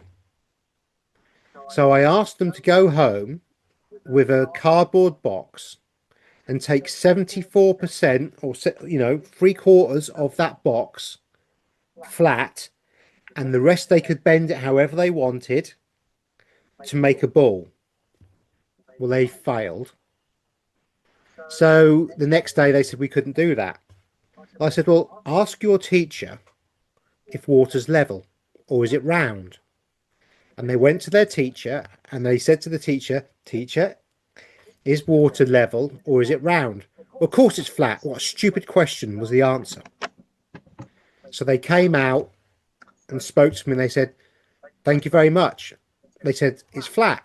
I said, "Well, who told you that?" "I didn't." They said, "No," she said, "the teacher did." Because water always finds its level. Yeah, because that happened, didn't it? Of course it did. Sounds real to me. Of course, the moon landing stuff was all bollocks. It was only cine film. He must have been alive in the fucking 60s. He must have watched the telly. What's he on about? What a lunatic. Any comments, anyone? Who's the other flat Earth couple that these guys are giving me vibes about? Yeah. The other what? They got some. There's another flat Earth male couple of morons. Oh, I He's got, don't like, the know. same name. Anyway, I'm sorry. Just what utter bollocks. The whole, America photo as well isn't a picture of the whole Earth. Never was. They're just so dumb. They don't research anything, do they? But it was all cine film. What the hell are you on about? When you take a picture. Okay, who's doing that to us? Shoe Bill. You're hot, mate. Oh, thank you. You benevolent? I'm benevolent. When you take a picture of a sphere, you can only take a picture of half of it at any one time. Right. That's just the rules. The rules of perspective, if you will. Yeah, but they said it was filling 90%. Wow. All right, our final Gordon and Gary clip now, and we learn all about... Guess what I'm going to say next? Bet nobody can guess. Magnetic owls, of course. So, one of the other proofs that we have of this is the railgun. So it's able to hit a target 100 miles away. Now remember, at 90 miles, there would be a mile's worth of curvature. Yeah. But a railgun can sit at the top of a ship, I don't know, 40, 50 feet above the water. Certainly not a mile above the water. It would have to be a mile above, pointing down, wouldn't it? Yeah. A railgun will fire 100 miles in perfect straight line above the water. Yeah. And of course, we can see this as well with submarine periscopes when they can come up and they can just be above the water, and yet they can see for miles around. Sure, yeah. They wouldn't be able to. So this gun, and the fact that this gun is a real thing, military-wise, confirms that water's flat. Sure. So we're going to go on to the next part of the presentation. Now, Gordon knew what this was straight away, because what's the camera you've got? I got the Nikon P900, so now they're up to 1100. It's even better. But I got one because I wanted to take photos of the planes dropping lines in my sky, because I was so cheesed off with them, and report them to somebody. So when I looked at the stars, that's what I saw. These weird little patterns of energy and light and everything. So let's be very clear here again, everybody. These are stars. These things above me, you know, the lovely little star that we see, twinkle, twinkle, little star, twinkle, twinkle, because they're fluxes of energy within the toroidal field. It's electromagnetism, frequency and vibration, and this is what we see. Now, the first thing someone's going to say is, well, when you look through a telescope, you don't see that. All modern telescopes have a lovely bit of software that when you click onto a certain planet, oh, here we go, we've got a planet. This is Neptune. You will see that in your telescope. You won't see that. This is Mars. This is Venus. This is Saturn. Yeah. Uranus. Yeah, I can see Uranus. But I think it's very clear, having, and I've observed this as well with telescopes, where you get this lovely pattern. Yeah. This pattern can be repeated easily by getting a bowl of water, filling the water up, and just making a little swishy, little movement in the water with a light source. And when you look at the bottom of the bowl of water, you get the synaptic pattern. Yeah, the shadow that comes from the water moving, yeah. And you know what's interesting? Because people say, oh, you know it's a star because it twinkles, and a planet doesn't twinkle. And it's true, the planets are solid. Clearly, the planets, they're clearly something else, something a little bit different. And, you know, obviously it ties in with astrology and all of that. And the stars are clearly something different. But when you look at them, no matter what you're looking at, what we've been shown and what you see through my camera are completely different things. Completely. Gravity is horseshit. Settle down now, Gary. Settle down. Easy I don't often stick my head over the parapet fully, but this one I am very much, you know, gravity does not exist. They can't even get it to work in a computer program.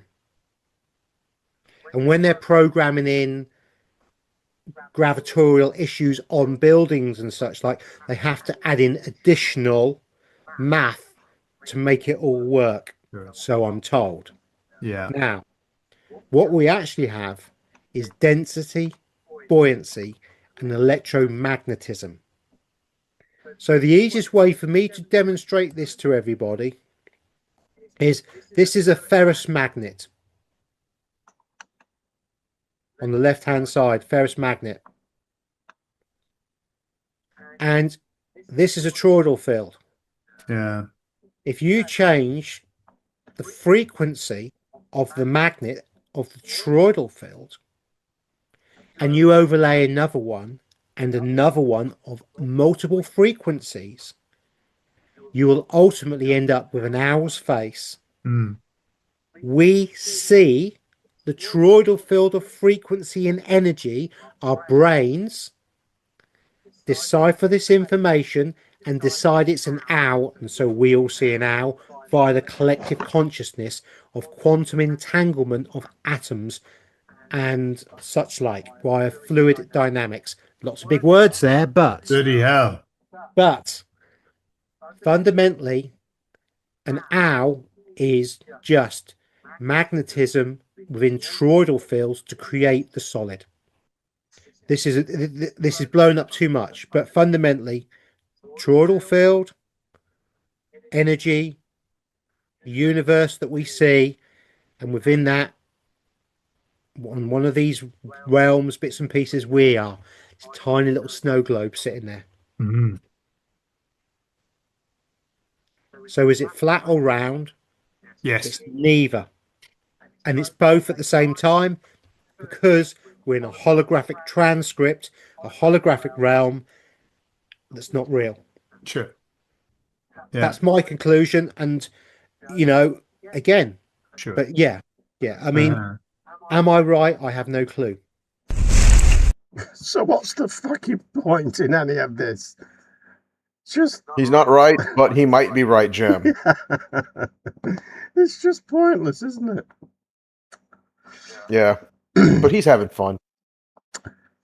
Right, I've got to move things around a little bit now. I'm doing a lot of stuff on the fly tonight. Well, he did get one thing right. The stars and planets are very different things. So I will agree with him with that. Yes. All right, then. So, next, Flatty Kyle Adams. Kyle has decided to bullshit his son with some flat earth nonsense. The young lad drifts from the script and catches Kyle with a question that leaves him floundering. That's at the end. Now, what you've got to do, right, when I start this video, everyone close their eyes. Then I'm going to stick a black block over Kyle's kid, because it's not really fair to use him. I should have blurred him out, really, but I haven't. And then you can open your eyes, okay? Everyone's going to do that. Right, everyone close their eyes. Here we go. Hey, Nolan. What color is the moon? White and green, even sometimes red. Okay. Okay, you can open your eyes. Do you know who Neil deGrasse Tyson is? No. Okay, Neil deGrasse Tyson is this world-famous science communicator. It's his job to go around and tell people Why can't you see what that? the schools teach about outer space and things like that. He's actually got a doctorate in it, so it's supposed to be... He's really smart about this kind of stuff, right? Yes, you can. Let's listen to what he says the color of the moon is, okay? Yeah, 0.5. Okay, so no. The albedo of the moon is around 0.1. Wow. The moon is almost as dark as the sidewall tires on a car. Wow. Yep. That's just how bright the sun is. Yes, That's how bright the sun is. Yes. That it takes 0.1 albedo and makes it look like and you can read light. by the light of the moon at night Yes. from Earth. That's right. How romantic. I love it. So 0.1. And so the moon is basically dark. Okay, Nolan. What color is a car tire? Very dark black. Really dark black. Do you believe Neil Tyson when he's saying the moon is actually really dark black?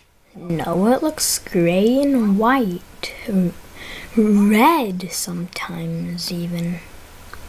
Yeah, I know sometimes you can take like a black piece of paper and shine a light on it, and in a dark room, it can actually start to look brighter if you shine light at it. Maybe if you shine enough light at it, and that's what Neil Tyson is saying. If you shine enough light at it with how bright the sun is, then all of a sudden, then it starts to look white. But I don't think that's what's going on with the moon, not for a second. Yeah, I agree. Okay, you agree? Yeah. All right, let's take a look at some of NASA's pictures of landing on the moon. Some fun? Yeah. This picture is from Apollo 11, one of the many false god moon landing missions. Does anything stand out to you about this picture? There are some... Why is it like white one spot but dark the other spots? You got sharp eyes. Good job at thinking about that. That was my question too when I first started looking at that, because it's like just really bright right behind him, and then further out it suddenly gets darker and darker, doesn't it? Yeah. Is that what the moon should look like? No, because the sun should be all around the moon, but not in one space. Yeah. And so that looks more like someone's shining a flashlight in that spot, and then that flashlight gets darker and darker the farther away you get from it, right? Yeah. Yeah, it's called a highlight.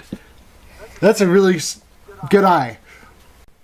Now here's a different picture from the moon landing. What's different about this picture? It's more bright, but why is there a mountain? On the other picture, there wasn't a mountain.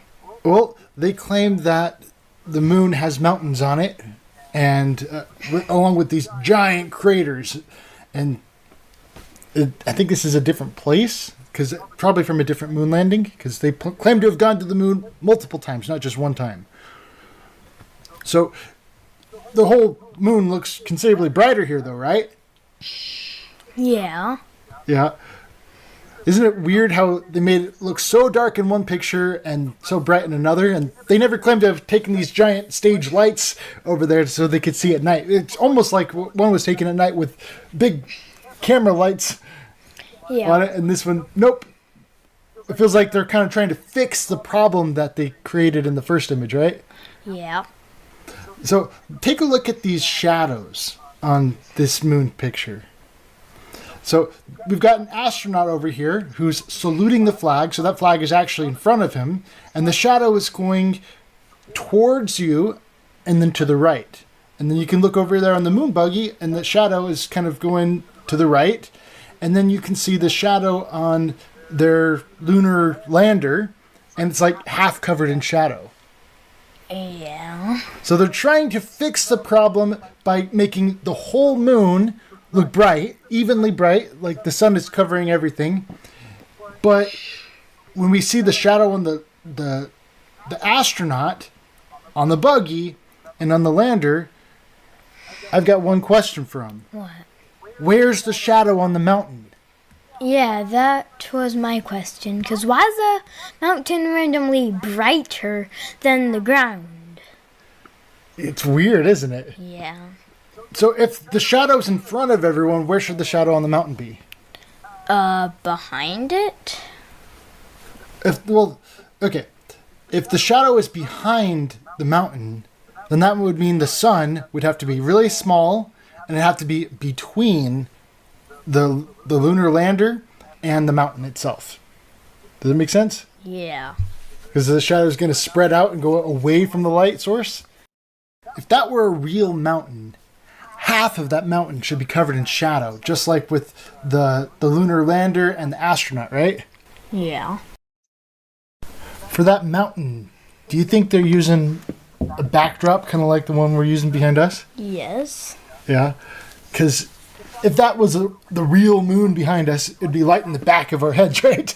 Yeah. And our whole front of our face is going to be on the opposite side, and so the whole front of our face would be in shadow. But because it's just a picture, we've got actual light sources coming from other directions in front of us, right? And that's what's lighting our faces. Any thoughts on that? I thought I did, but I think I did, but I forgot. That's all right. That's okay. Keep thinking, though, because you've got sharp eyes on these things. The only thing I have a question on is because why is that side of the river dark, but that side lighter? Yeah, that's called, in the water here, that's actually called, if it was sunny, it would be sun glitter. But then, in this case, it's called moon glitter because this is the moon. And it's interesting because when you go to a pond, it actually forms a big long line that goes all the way to your eye. Okay, it kind of is doing it here. It's a big spot. It's not just a tiny little highlight in the water. Does that make sense? Yeah. So it's very different in this picture than it would be on the moon, because the moon was just like a little tiny spot compared to something like this. Oh. Yeah. But that is a really good question. Yeah, good question, kid.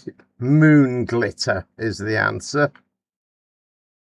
I feel like I need to leave and go call my parents and thank them for not being that stupid. Clearly made that up.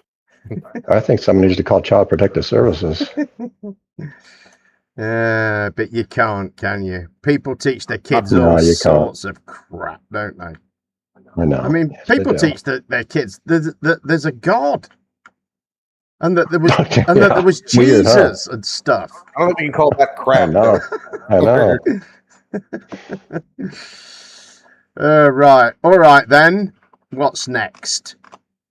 Oh, good. Yes. Oakley's book is still on the brink of release, and as it has been for the last 2 years. Here is Oakley with an update, followed by Neil Constantino with a killer question. How are you? I'm alright. Not too bad. Got the book sent off yesterday. As I said, I was intending to send it to my sister, but she wasn't Johnny on the spot enough for me. And like my mother, I'm very impatient. I want people to do things immediately if I ask them to do something. And she wasn't willing, so I just said, I'll send it off to the publisher. I'm sure it's fine. We've gone through it, drafted it 15 times, checked it thoroughly as much as I can. So if there's any minor errors, so be it. You know, it's got a whole list of alterations anyway that we have caught on this particular round of checks. So, you know, it's had those passed on to the publisher along with an altered version. So the version that we've got here has been redrafted so that we have an original copy of it that with all the alterations on. But that's also been sent to him in case he wants to start with an altered document rather than making amendments to the ebook as it exists in ebook format. I would assume he'll just make the updates as I've took pictures of each page and shown him exactly which updates, and there's maybe a dozen of them. Like little things like there's a space after a quotation mark, or there's a missing comma, or the comma's in the wrong place, or the picture's on the following page when it needs to be on the preceding page. Things like that. Little details that just make it look a little bit more professional when they're done. And I want it to be as good as I can achieve. You know, there's going to be errors anyway, but if there's loads of them, people will be like, by the time they get to about the 10th one, they'll be like, well, this is just unprofessional. So, you know, I'm sure a few will slip through the net, but that's just the way it goes. So we're getting closer to the release. Sounds good. Yeah, I would hope that this time around those amendments will come out, and I'm just going to, once my publisher comes back and says, I've made those amendments and sent it you back, I'll be like, we'll just publish it then. Yeah, I'll check it, but I mean, now it can go online, and if there's minor alterations after it's live, so be it. You know, there might be somebody who ends up with a first edition ebook that's got a comma in the wrong place, but it'll just get updated anyway when they go online, and if they go and have a look at the site, there's automatic updates. So, you know, minor corrections will get just altered, and you may not even notice that they've ever occurred. So it reaches a point, in other words, and the publisher did tell me this initially, where you're happy enough with it to put it out, and then on the fly, while it's live, you can still make those corrections, and people can still get the updates made to their book automatically. So it's one of those. So I think that's where we're at. I am content to tell him once he's made those alterations, put it out, we'll publish it now. Excellent. So there's like a deception that I've noticed too with this level. Because if you just look up the word level, it'll tell you it's a multifaceted concept that broadly refers to a position on a scale, a flat horizontal surface, or a degree of rank. Right? Now, if you look up what does level mean on a globe, that's when you get level on a globe is equidistant to the center of a sphere or globe, whatever. So when they say, well, in a dictionary, it says that it's equidistant from the center of a globe. No, that's what it says when you say, what does level mean on a globe? Right. Shit, that was shorter than I thought. Than I remembered it to be. And yeah, what do you think all this crap is about publishers? I mean, surely no one is actually gonna... It's not like a publisher, is it? You know, where they advance you some money to write the book and that sort of thing. Well, but I am gagging for his book. I really want to see what... Because, I mean, QE's was a letdown, let's be honest. Yeah, it was, wasn't it? We need Nathan Oakley to give us more. I guess so. All right, then. I would have been saying, and finally tonight, because this would have been our last clip, but after this, we're going to roll it back to the start and do all the Brit politics stuff. And there's some good fights and things like that tonight, so it's worth seeing. So, not finally tonight, Weiss is being interviewed by a flat Earth chum. Take a look. This is from a random person. There's always a random person on an airplane. If NASA was launching a rocket to the moon, what do you think the window of a no-fly zone would be? I would think it would be huge. Hundreds of miles. 300 miles, probably. Yeah. And look at this thing. It's right there. Now remember the fake Challenger disaster hoax. What if that happened here? That would be the biggest. I would say it's 500 miles. Mm-hmm. Maybe 300 miles. All right. But maybe 3. But there was planes all over the place. People watching from just 10 miles away said they saw a plane here, they saw a plane there, you saw a friggin' chemtrail over there. But right. And then if you go on YouTube and find one of these videos, there's now a couple of them. You hear the people talking on the plane. If you were on a plane and randomly a rocket to the moon took off, what would you be doing? You'd be going, holy mother, holy cow, everyone. And everyone on the plane is just like, oh, yeah, hey, the rocket's going off. The pilot's like, yeah, off our left side, the Artemis rocket's taking off. It's like, what? Like, and people just, and this is proof to a normie, because they're like, well, this was filmed by a random person. What are are millions of people in on it? No, this isn't filmed by a random person. Right. This could, I mean, just because they say it's filmed by a random person, don't mean it's a random person. It could be filmed by anybody, and I'm sure it was set up. Yeah, of course. Yeah. And you never see it go beyond here. It turns, and then it runs out of gas, and they cut the video. Like, the only video that went longer than about there. See, now it's over. That they cut it was Keith Aloha from Florida. But he put it on Facebook. It got like 1 million some odd views overnight, and then they took down his whole Facebook. He lost his whole Facebook over that video, over filming the rocket launch. They won't even give him an answer on why. I wonder if it's because it got about right here and the smoke stopped, but you can still see it. Yeah. And then as it starts to come down, because they like ran out of the fake smoke. All the other ones online cut either before that, or switch to a different view, which is called the cartoon view. Right. So they're in space, allegedly. Look at his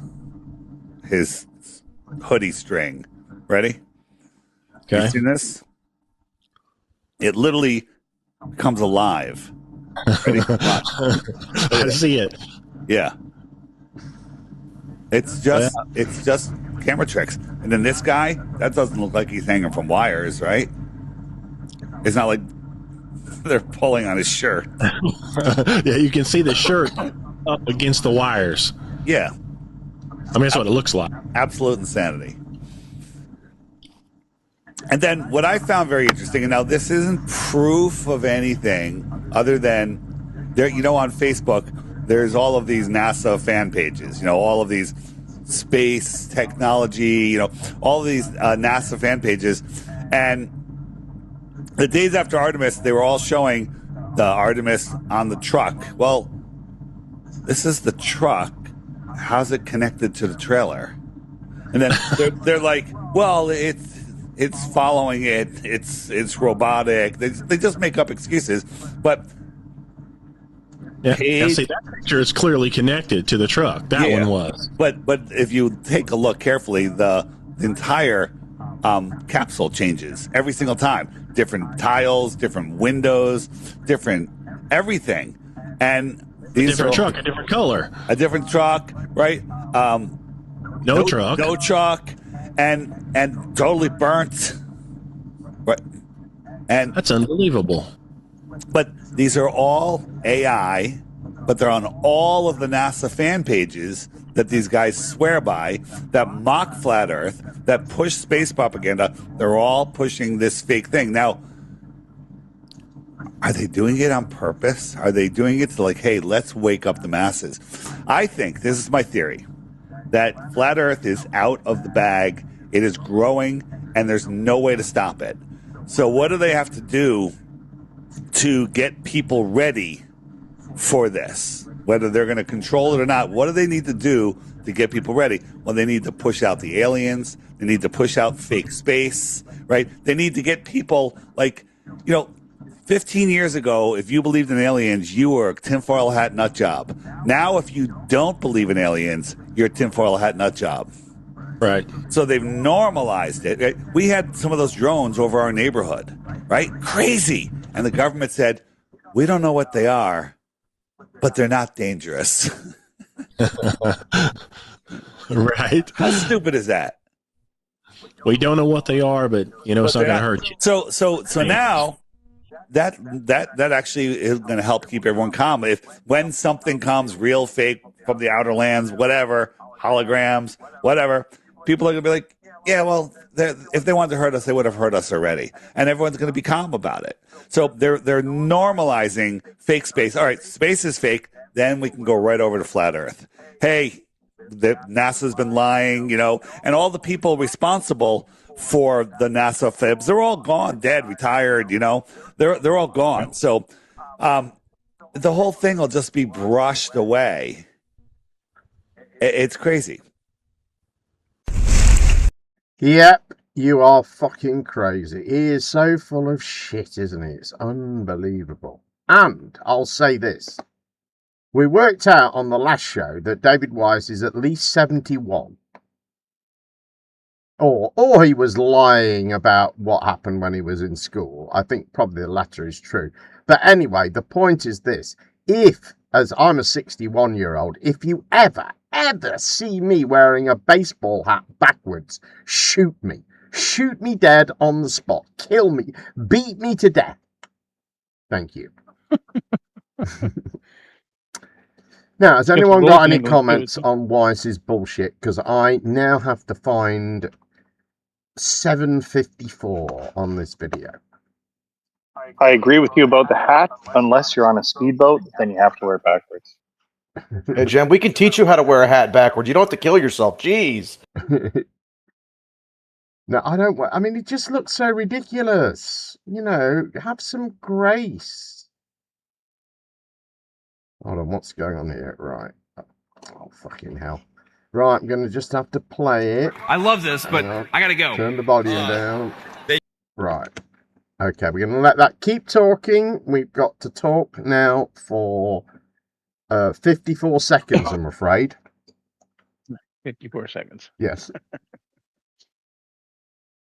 Well, go no, on, Weiss just goes through the same bullshit. Just a reminder that this show is dedicated to Team Canada's, I assume, a win today. And if you appreciate the win, please super chat Gem.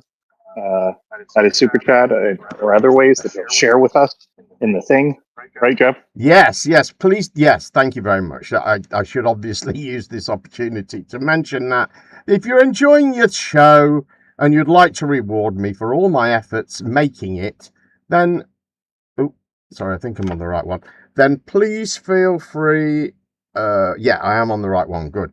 Yeah, then please feel free to super chat the show and I'll read out your comment, or even PayPal me. And let me post the link to the PayPal right now.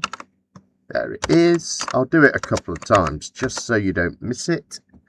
And that way I get all of your money straight away rather than some of your money next month. But anyway, thank you very much for that. Right, let's get on with the old Britpop, shall we? Starting with a quickie for us Brits, especially for my good friends Gakushi and Flig.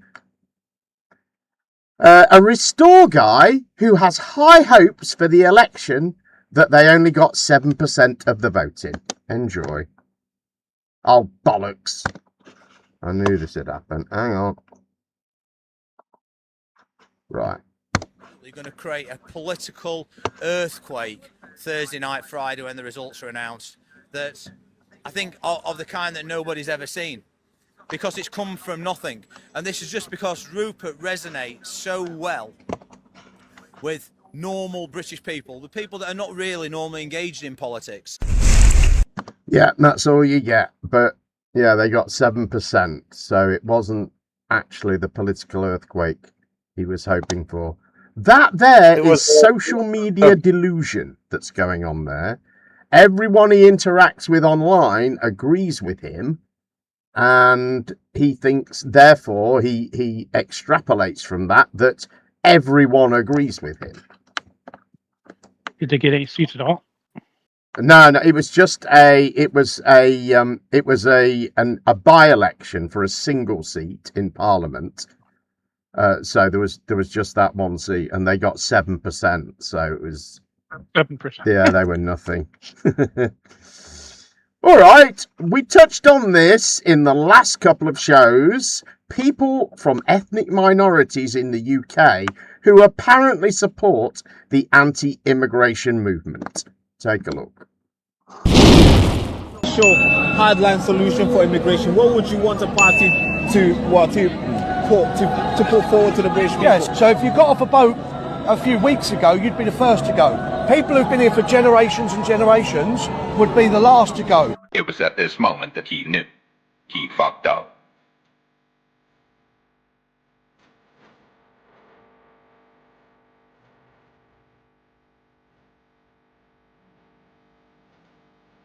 They are very fucking wrong because I'm from Iran and we lost our country for not standing up. So keep standing up, keep speaking up. For the past 15 years I've been here, I've watched your rights get stripped off you. Your culture, your British culture, your values.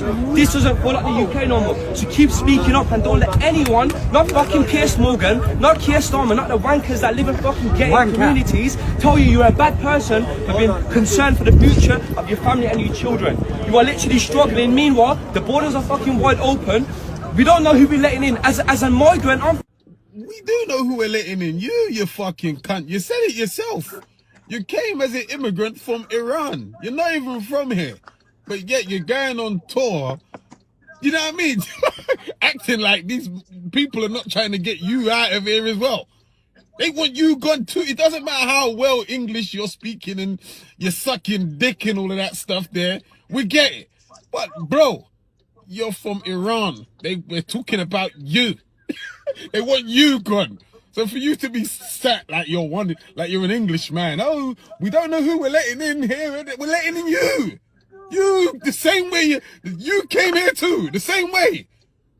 Fucking hell. I swear that motherfuckers are just so want to be accepted by the society. They just say anything. We don't know who we're letting in. You came in the same way. You part of that bunch. You're part of that bunch. So to now assume that everyone is going to be a terrorist and this and that is crazy when you got here the fucking same way. Fuck, people are crazy. He makes a good point, doesn't he, that bloke? A lot of swear words, Jim. A lot of swear words. Yeah. Because you cunt. They're letting in you. I love it. What do you reckon, Pull up Flick? the ladder. I'm here, so pull up the ladder and fuck everybody. Yeah. Yeah. Flig, are you awake? He's pissed off.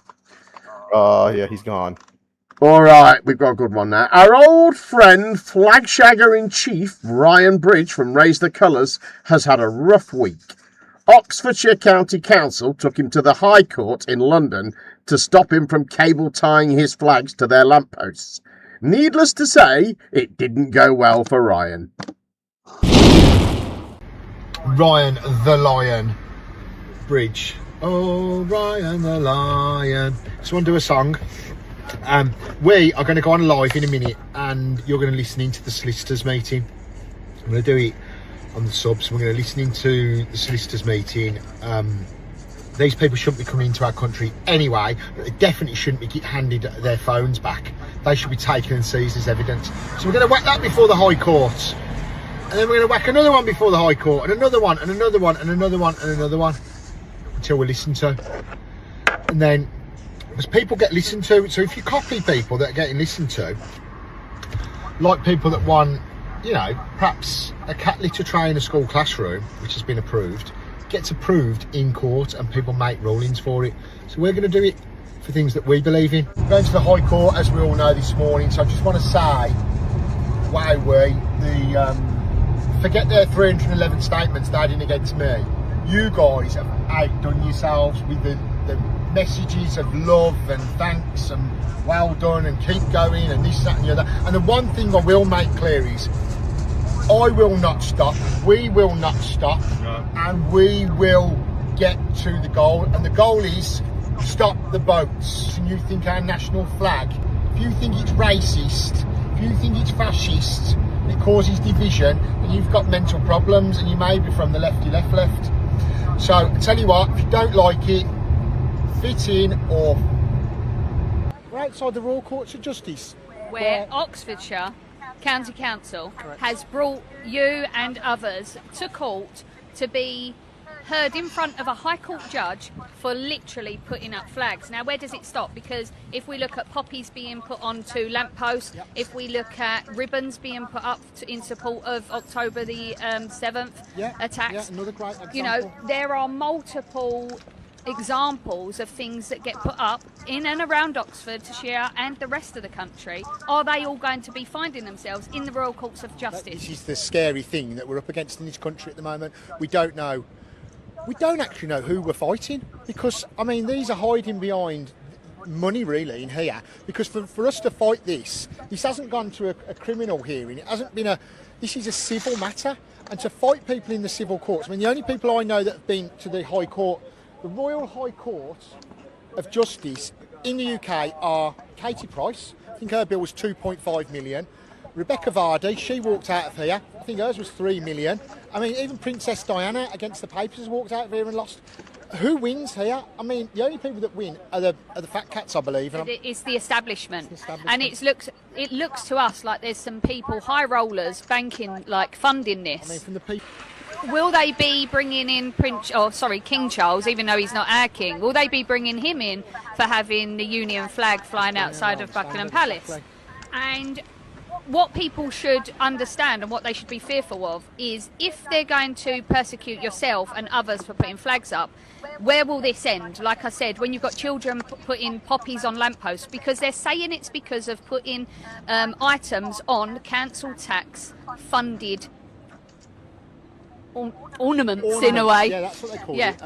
So where does that end? Council furniture, they called it. Let's talk about the real facts. The reason myself and others around the country are out protesting, are out doing walks, marches, putting a flag on a lamppost, we're doing it because of the state of the country, the state of the government, weaker borders, and we're highlighting the real issue, which is 710 people come in the other day, 335 come in yesterday.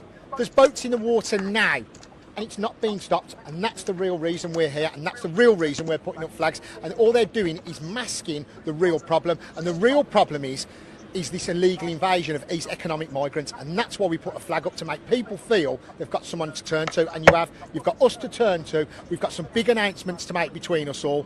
We're going to be raising the standard, and that's what we're going to be doing. We are going to be raising the standard. Have they asked the public of Oxford, if you're from Oxford, do you oppose what we've done? Are you one of the 300, or could we get 300 counters from Oxford to say no, we love the flag and we love it putting up, because we had lots and lots of support in the twice that I went there. Do the people of Oxfordshire want their money being spent on bringing you to the Royal Courts of Justice, rather than potentially, say, being putting money into underprivileged children who could have after curriculum activities funded for them and things like that, rather than waste the money on bringing you here, who is no threat to this country, putting a flag up? It's not a threat. I'm trying to save what identity we have in this country, and the people of Oxford have obviously, I don't know if they get some kind of debate going on, but I've seen they paint their zebra crossings with the rainbow flag. Is that funded by the council? Which, by the way, offended the police officers' horses, because the police horses wouldn't go across the zebra crossing, because all of a sudden there's bright colours. They wasn't used to it.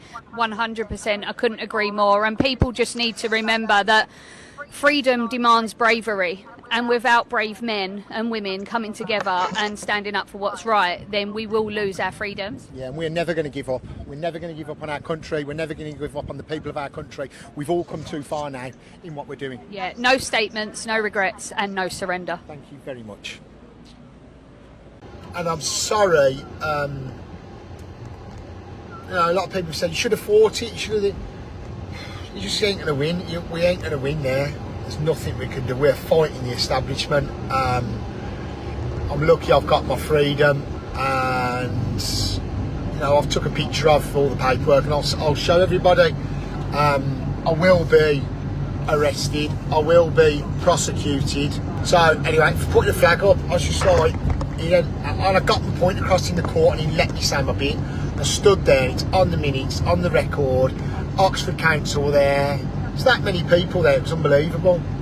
We just don't have a lot of people from our side. And I get it. You know, this is the High Court. No one wants to be seen going outside there. It's time to talk to Ryan Bridge from Raise the Colours. Ryan, very good morning to you, sir. Mike, how are you? You okay?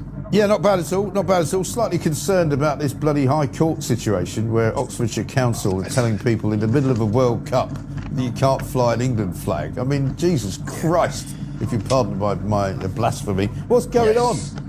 As in the words of Donald Trump, the middle class, white, liberal left, there's the problem in this country. You know, it's I don't know if you've been to Oxford in the last sort of 10 years, but I was always in Oxford, and it was where my grandparents grew up and stuff like that, so we'd always go to Oxford. Oxford is completely finished. Is it? Absolutely. Yeah, it's gone. It's you know, tea cozy central. These people have got too much time on their hands, and they despise the likes of us. They don't like the flag of their country. They believe in open borders. They're the problem, but they're not actually living in it. So because they're not living in it, they don't see it, and they go, oh yeah, it's great, open the borders and this, that and the other. So we went there, we put some flags up, as we do in cities around the country, and everyone's obviously doing what they do and jumping on that. The headquarters of MI5, just down the road from Westminster, you know, Palace of Westminster, they've got 3 flagpoles, right? 2 of them have got no flags on. The middle one has got a pride flag. It's MI5. And MI5, these are the big boys that are going to sort the country out, and they're watching out for us. They're stood there. Somebody sent me quite a funny message. I didn't say this yesterday, Pooch. I'm going to say it now. They said if you're look away now if you're easily offended. He said you might call it rename MI5 the spy who bummed me. Yeah, exactly that. Yeah. I had a go, and do you know what? I've bloody done all right, to be honest. I wish we could have recorded it, but I've now got it in place that there's no articles to go on lampposts and be fixed on there. So they will be putting no pride flags up, Dave. They will be putting no, you know, other conflicts, Ukraine, Palestine, whatever the new trend is, Syria, whatever the new trend is that the left are going for, they won't be putting any of them up on the lampposts either. I just want to make another point that I don't know if in Oxford, you said you haven't been, but in Oxford, zebra crossings are gone now. They're rainbow pride crossings. Oh, for God's sake. And they are dangerous people. Yeah. They're not nice. They're indoctrinating our children. They're in the schools. They're in the curriculum. And it's, you know, I don't want, no wonder people are homeschooling, because I don't want my child to think that it's okay to, you know, there's a cat litter tray in the classroom. It's just unbelievable. I know, it's insane. It's absolutely crazy. But these people will pay and go to the High Court, and they will get these laws passed, and that's what we must fight. So that's my journey now. I think I'm going to look into doing some investigating, and I'm going to put some big things across. We're going to see some lawyers. He is such a twat, isn't he? Oh my God. Just lives in a complete fantasy world, really. Yeah, it was already the case. The LGBT flags and stuff couldn't be put on the lamppost either. Like, he just doesn't know what's going on. Right. And nobody was doing that anyway. So the left can't do that. No, well, no one was doing it.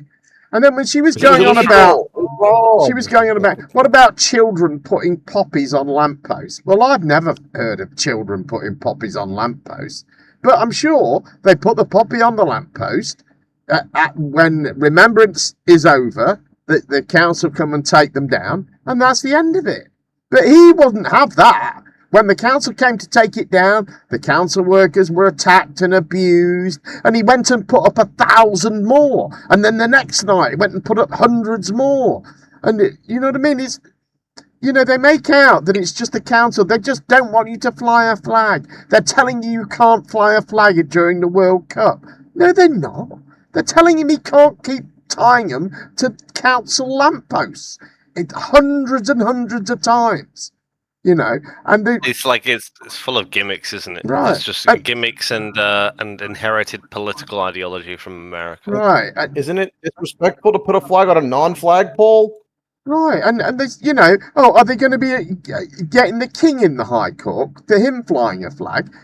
It's on his fucking house, on a flagpole. If Ryan Bridge wants to stick a flagpole up at his house and fly a flag there, no one will stop him. But of course he hasn't done that because he needs to fly a flag where it will own the libs, as you've heard, because he thinks that anyone who is, you know, slightly left of centre is saying open the borders and wants open borders and just all of this crap that he came out with. Unbelievable. And one of the things he said was, have they asked if people want these flags? Well, yeah, they had 300 people who said they didn't want them. But did he ever ask anyone? No, he didn't. Not once. And when people said they didn't want it, he abused them. I mean, it's just the blindness of these people and the way they distort the truth is just unbelievable. He's not a threat. You're not a threat. Talk properly, woman. In Oxford, there is one rainbow zebra crossing. One. He said they've all gone now. They've all been replaced. There's one. Talking out of his arse. And there must be hundreds of them, you know, in the whole place. Anyway, that's all I've got quite a few other rants, but has anyone else got anything to say? On Ryan? Yeah. No? Down with Charles. Yeah, all right then. Down with England. All right, a little more Ryan now. It's only a shorter one, this. Some more Ryan now, and he is at a protest somewhere where local residents are not happy with him being there. Take a look. It's me. I don't want anyone talking to me.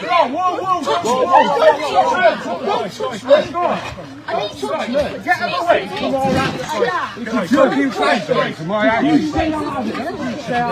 Where's the man from? I'm sorry. Come on, well, you're talking to grown men. You know one thing. Come down. It's a racist, right? You're president.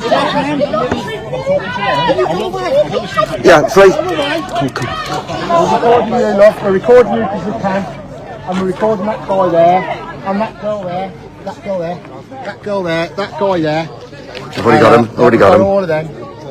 This is the problem in this country. It's the white middle class liberal left that think that people coming from the third world are welcome into our country. They're not, and the local residents don't agree with it. Hence why everyone's putting flags on their own property. Hence why everyone's stood here on a Sunday, because nobody wants people from the third world coming over illegally on a boat, moving into their community, because children will be not safe, women will be not safe, and it's lunatics like these that are the problem in this country. The white middle class liberal left. There's your problem. I don't care. I don't care. Go away, don't care. Move, shoo. Shoo! Come on, get out! Go right the way! So, that's where we're at in this country, and these people are absolute raving lunatics. So, we are here. I mean, this guy is a lunatic, so let's just forget him and his family and let them carry on. But I believe that we're all here today. This is yet again another example of a community coming together. I mean, this guy's still going. He's got a strimmer out now. I mean, that's what you're dealing with. This is the white middle class liberal left. This is what we're dealing with. And there you go. I mean, do you want all these people moving in by you? I mean, we'll move along. Don't put your puddings on. Okay, so we'll go out the way now. I mean, this is what we're doing. We'll move away. Time in groups to get the rest of the boat then. So I'll be banging from there. I don't know where we are, but I'll be banging. So I just want to say, welcome to everybody. Again, it's just, the guy is just blind, isn't he?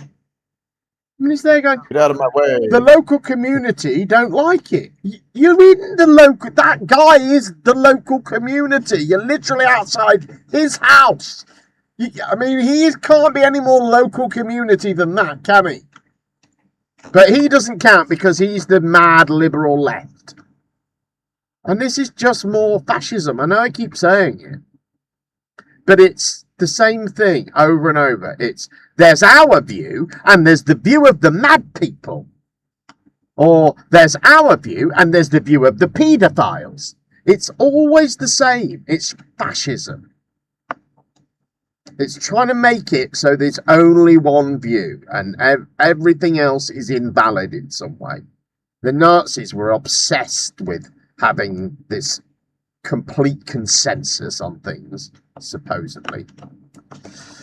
Alright, anyway, I know I'm a bit ranty. Right, now, I don't want to condone violence, but I have to say that it is nice to see some pushback against this rising tide of right-wing politics. Here is a compilation of some prominent right-wing folk being told where to go. Starting with yet more Ryan Bridge, who is full of swagger as he prepares to engage with the political opposition at a protest in Brighton, the most progressive city in the UK. Ryan is especially confident because today he has security with him to protect him.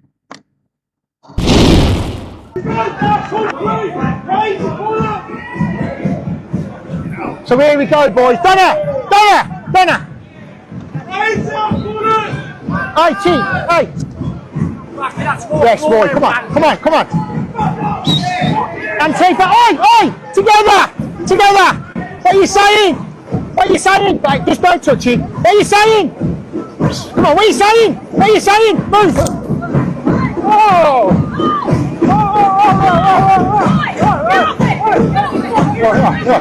Keep walking. Keep protected. Keep walking. Did a good job.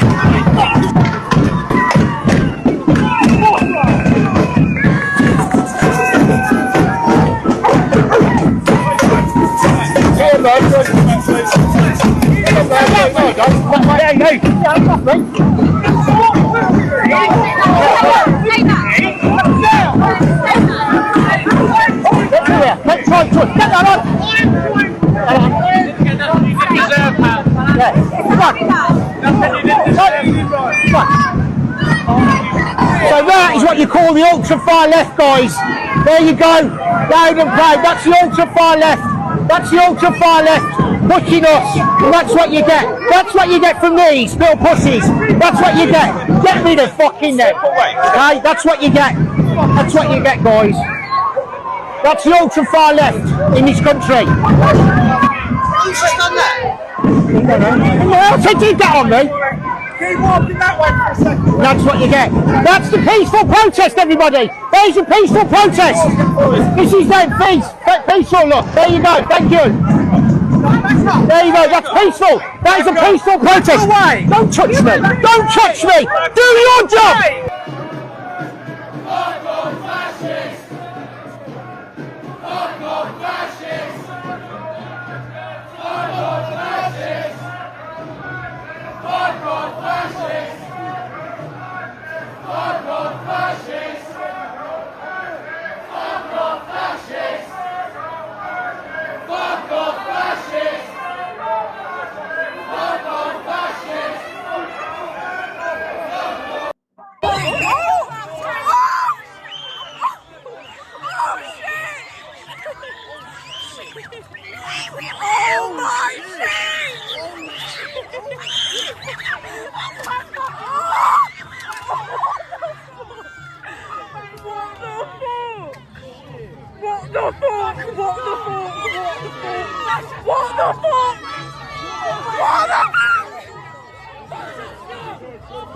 Oh my god.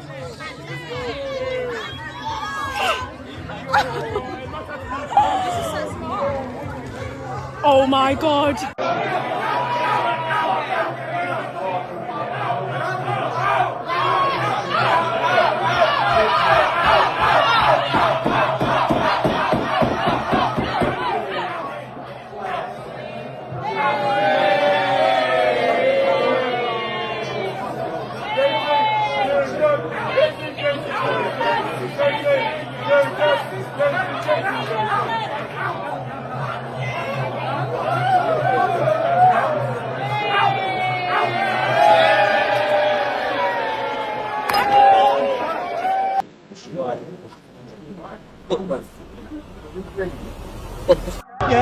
Why do you need an audience? You got a message off me, didn't you? Why didn't you meet me? You're here in front of fucking 10,000 coppers and your firm. Look at him. I'm here by myself, always by me fucking self. You know I am. And when I come for you, I'll come for you. You know what me fucking beef is? I'm all for Birmingham, I'm all for Palestine, I'm all for immigration. All Muslims are where it is, and that's how it is. Unity. Fuck these rats. They're full of shit. These don't represent Liverpool. Do you hear that, yous? These don't represent Liverpool.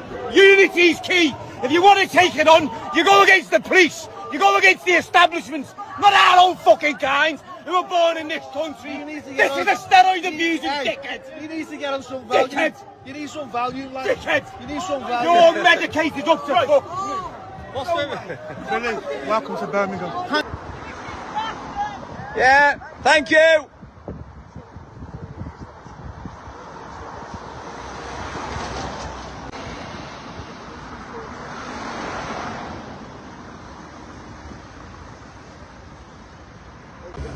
you voting today? Not for us. Maybe you don't want to save the country, but okay. At least you're voting, my friend. Say, oh, the support is incredible.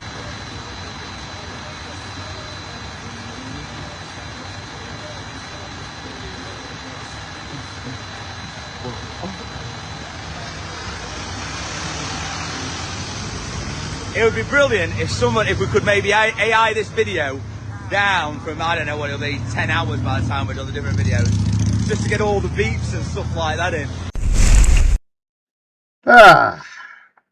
That was the first one was fucking epic, wasn't it, with Ryan? I mean, he walks up there, he's so full of it. He's going, "Come on, lads, let's go, Antifa!" And you see that the way he was walking. You see that guy? He sticks his fists up and just blams him straight in the mouth. It's fucking great. It's the way he's walking up to him. It's just like, and then not only that, but the bit afterwards where they were like saying "fuck off, fascists." Right. I mean, you see on the one side, it's like, I mean, in a way, it looks like the left wing side looks cooler and more like, I don't know, like, well, anyway, the right wing side is just a bunch of old men, right, with like flags tied around them, and they look hopeless, honestly. It is a bit that way, isn't it? But the left wing in these things, they are definitely the aggressors. They're much, much more aggressive than the people on the right. I mean, sure. I mean, when you saw that, I mean, to just smack someone in the mouth. I mean, God, you know, that is in the street, you know, on a Saturday afternoon. I don't know. I mean, wouldn't you if he walked up to you like that? If he was like giving you the big one? Well, I mean, I guess the guy could make that argument, couldn't he? That his approach was threatening because he did walk right up to him, and he did. I mean, the guy put his fists up. To be fair, I mean, it was clear what he was about to do. Who was the young tubby lad who got kicked? Shit. That's young Bob. He's the youth ambassador for Turning Point UK. He's a sort of poor man's Charlie Kirk. You've had him on before, haven't you? Yeah, a couple of times, yeah. Usually getting beaten up. I think that's about the fourth or the fifth time he's been attacked. Come on, Jim. You can't enjoy watching these assholes get themselves beaten up. I know it's wrong, but I the Ryan one though was just epic. I just loved it.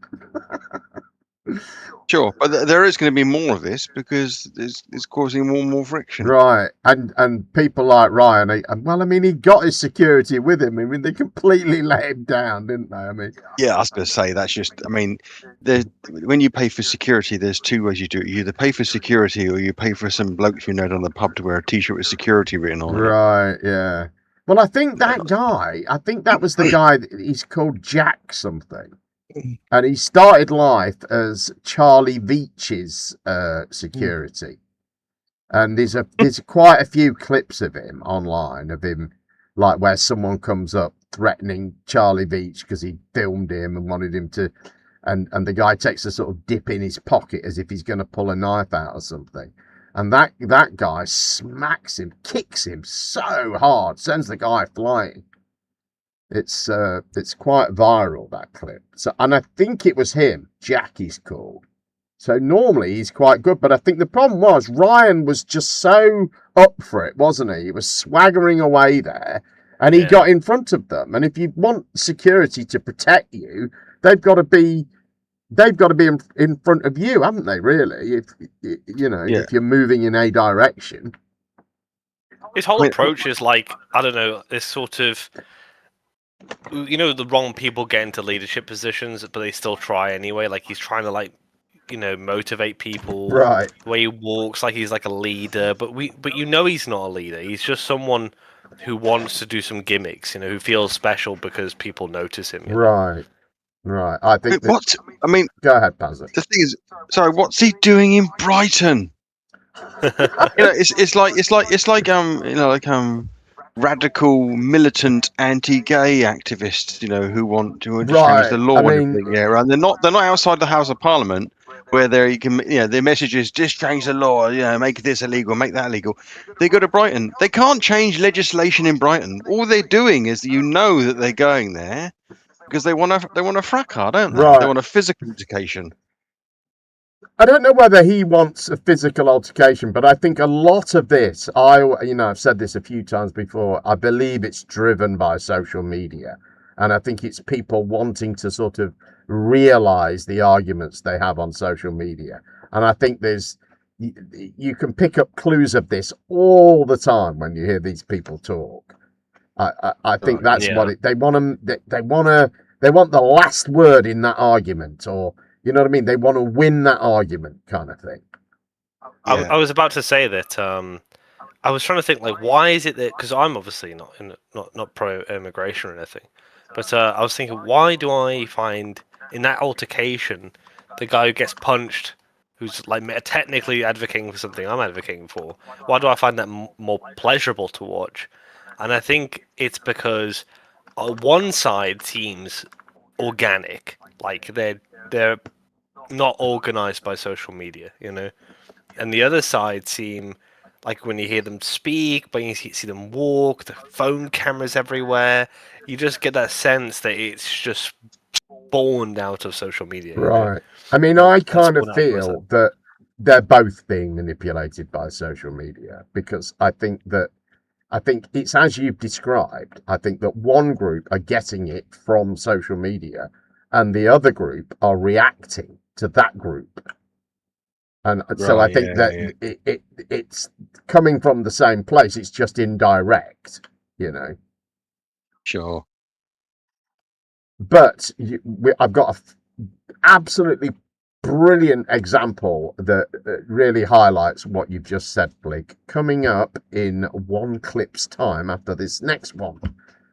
Because there has been a few of these videos where right-wing types are refused service, this auditor did his very best to generate his own similar video, successfully managing to get 3 places to deny him service within a few minutes.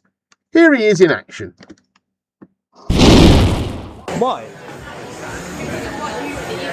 So because for asking for a coffee? No, because you're in the protest. So a protest on one side of opinions, which I'm not part of, I'm just filming, by the way. Right? Yeah, because it's content, I'm a YouTuber. I'm not allowed in. No, because I've said I'm not serving coffee to people that are in that protest because it's making me feel uncomfortable and my country. So you're discriminating against people because of their political beliefs? No, it's just discriminating against. Well, you are. Well, you are. So this bar, it's alright, because I'll put the bar all over the internet and we'll make it go viral. That's absolutely fine. So this girl at this bar is denying me a coffee because I filmed a protest that was a right-leaning protest outside. Can I be served, please? She said no. You've already ruined people's days. She saw a dancing Jew, and please may you move on. Shocking. It's alright, I'll put you all over the internet. Wow. So this bar, ladies and gentlemen, 3 Reds in Birmingham, will not serve me a coffee because I was filming a protest. So they are discriminative politically. Light them up, share it everywhere. Every content creator, clip this and use it with my permission, and let's get it on multi-millions of views. Wouldn't serve me a coffee because I'm right wing. Yeah, they wouldn't serve me a coffee because I'm right wing. They'll serve you. So I've just filmed that and I said, now you're back and go on the internet. All creators here. Creators, can I have your attention, please? Yeah. That bar has just denied me serving me a coffee because I'm right wing. I am going to post the footage. I want you all to take it and I want you all to share it everywhere. Which one? That one, the woman there said, I'm not serving you because you're right wing. Because of your beliefs. Charlie! Alright, go bar, man. Oh, shocking. I ain't even done anything. That's why. What's going on? It's not my rule. I didn't make this rule. Do you know Tim Weatherspoon's a proper right-wing guy, don't you? So you're telling me we're being discriminated against because of our political beliefs? It is not my rule. So another Weatherspoons. No, listen. Who's in it? Nah.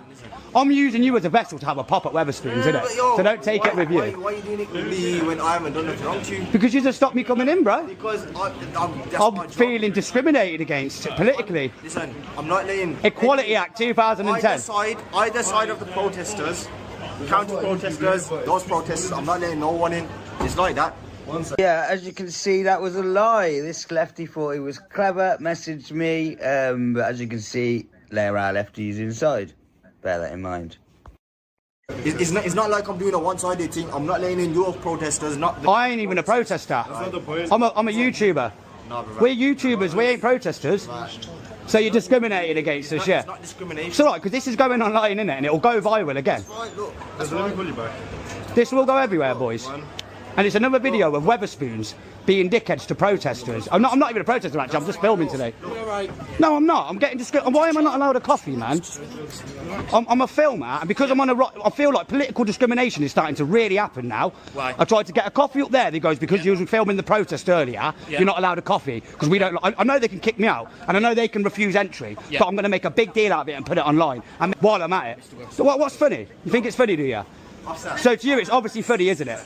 Is it because we're white? Is it because we're white? It's because we're white, isn't it? Okay, 1 second. If you think it's because you're all white, what's everything there? What, because we're right-leaning protesters? Right, So they don't want. They've said you're not allowed in. That's it. Okay. We're YouTubers. Listen, they've said you're not allowed in. So you're not allowed. We were letting them in, and we were letting the counter-protesters in. Ah, you'd let the counter-protesters in. Don't lie. They're lying. Again, there was counter-protesters in there. Because as you can see, they messaged me, laughing. So we go somewhere else. If you need to get another drink or something like a coffee, if you go to another establishment. I feel like I'm being mistreated politically in my own country, to be honest. If you've got a problem with it, you need to speak and to look at this. Spoons, don't you? All right, okay. Getting discriminated against, look, joke. Don't you think it's bad that you get discriminated against for your political beliefs, though? I can't comment on it. No, of course you can't. Of course you can't. Mad though, innit? See why we say aim high, vote low. Millions have got to go. We have got to get this country back because we can't be doing this. Simple. Thank you very much, sir. Thank you. Yeah, aim high, vote low. Remember that. New street station, I think it is. Yeah, can't even go and get a coffee in my own country because I believe in one side or something. That's disgusting. What makes you think that Where you not recording the protesters? Oh right, we've got yeah, but what's recording? That's what we do with film things, yeah. Like you've got cameras on yourself, so you can see them. So we just film things. So we're not allowed in because what? We said protesters. Now we film things. And we're not protesting. What's your excuse? Anything that's part of the protesters, they can't come in. Anything that's part. And who's made that rule today? Not us. Not you. But who's made the rule Let's then? get the manager then. That's a good idea, then. Yeah, let's speak to the manager, innit? With us as if we made the rule. Okay, can we speak to the manager then? You're enforcing the rule, bro. Yeah. I don't care. You're enforcing it, so therefore you're in the firing line, They innit? don't work for Weatherspoons. They don't work for Weatherspoons, but they're stood at the door with Weatherspoons. So you don't work for Weatherspoons. Your manager's not here. But you've been told by your bosses here not to let us in. I think you two don't want to let us in, and I reckon there's a certain reason for it. The bottom of it, when we ask you simple questions, you can't seem to answer it. Look, long story short, yeah, you can't come in, and that's it. Okay then. Yeah? Yeah, and is that up to you? Keep it moving, yeah, that's up to you. Calm down and wind your neck in, mate. Wind your neck in. Yeah, go inside. Go on, you're getting more viral at the moment. Now, you're discriminating and you're disgusting. This is England. Discriminated against white British people. Yeah, you're disgusting. You tell me that we were licensed all round. I told you, you're an independent journalist. He's not got any. I'll have a political debate here. You won't laugh with me. Come to terms with all these things. It's ridiculous. Then by trying to segregate, it's only going to add to that. It's going to antagonise, isn't it? As I said. Aren't you meant to be inclusive? Huh? Aren't you meant to be inclusive? We are. As No, long well, as you're we're not inclusive. doing Said they employ foreigners. As long as there's. I said you won't want people to work here. If you say that, sure. All I'm saying is, if my staff don't feel comfortable serving someone, I am gonna. Well, then we shouldn't. You know what? So discrimination's all right on your side, but not the other way around. You shouldn't be surprised. Exactly. You know it's discrimination, don't you? I never said that. But you are discriminating against me because of my opinions. You discriminate. You refused it for a But I'm a bad guy if I discriminate against others. What I'm saying is, if my staff don't feel comfortable serving anyone, I'm gonna support them. But specifically right-leaning protesters. It's all right, bro, because your bar's about to go viral, isn't it? I've got massive channels. All I wanted was a coffee. A lot of my videos, I open up Discourse. The safety of my staff comes first, no matter what side you're I'm 5'7", I'm hardly going to do anything, am I? I asked for a flat white. So you moan about discrimination against other people, but when I want a coffee, you discriminate against me. Do you not see the irony of that? Also, the thing is, one of the people from your protest has just come over here and has started discriminating against the way that I look. Well, I wouldn't do that, because you shouldn't judge these people on their looks. Carrots are not looks. So part of that protest that you're part of, why are they coming over? But that's not me, is it? Why are you discriminating against me for that? And actually, you wouldn't serve me a coffee. Yeah, because I don't feel comfortable serving you a coffee. Oh, I'm not going to harm you, mate. How do I know that? No, I'm not. What's it to legal premises for the Well, please don't get involved. Listen, you're over there, your folks over there drinking, right? You don't put your hands on you, it's a different matter. You're over here drinking, right? You're coming over here disturbing other things. I was having a conversation. Why are you interrupting my content? I'm at work right now. He doesn't have a conversation. And it's not your business, is it? You know, that's a problem. What are you, the boss? Are you a copper? It's not about copper. It's not about copper. You could be intimidated, but you're not intimidated.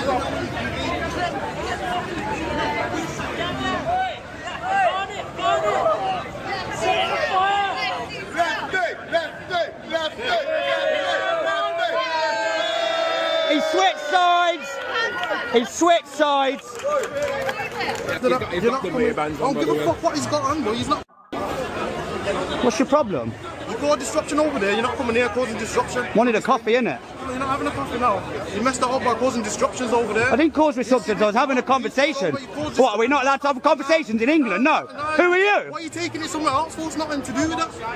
Stop being a victim. Hey, it's discrimination against us. That's what it is, bro. I'm sick of it in my own country. I'm sick of it. Yeah, white man get discriminated in England. It's fucking disgusting, bro. Yeah, we've had enough of it, bro. Nah, he's just started on me, bruv.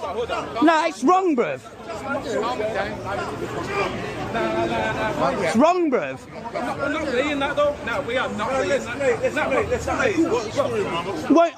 I've tried to go in there to get a coffee. Not allowed to. What's the fucking story, man? I'm not allowed to get a coffee because I'm right wing. I'm not allowed to get a coffee. What's the story? Nothing. I want a coffee. That's all I want. Listen, I'll take you all out right now. Yeah, but take us all out then. Take us all out. Fucking try it. Yeah, try it. Yeah, do it. Do it. Do it. Do it. Walk around the corner. Do it now. You just said you were going to attack. Do it then. That guy was scary, wasn't he? What's the story then? Wow, how delusional. Can we not have conversations in England? But it's just the desperation, just the clout chasing is just ridiculous, isn't it?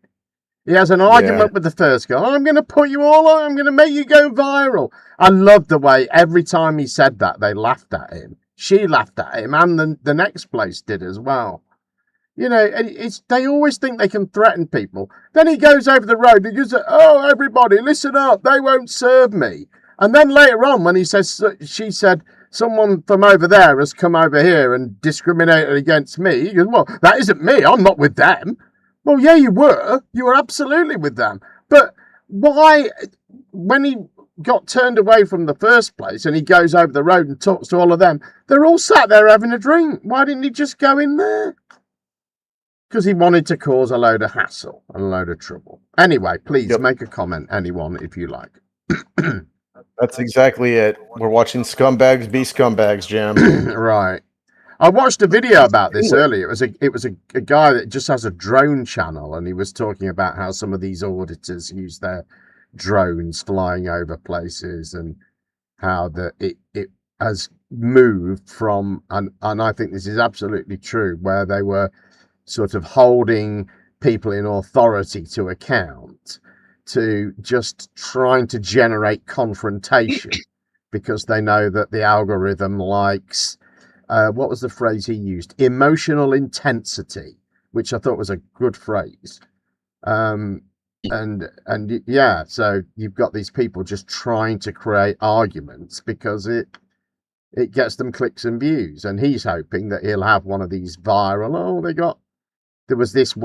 I had it on my show. I think it was last show or the show before, where it's an Irish black guy that turned some people away from somewhere, and that clip went very viral, and I think he was hoping to generate his own there.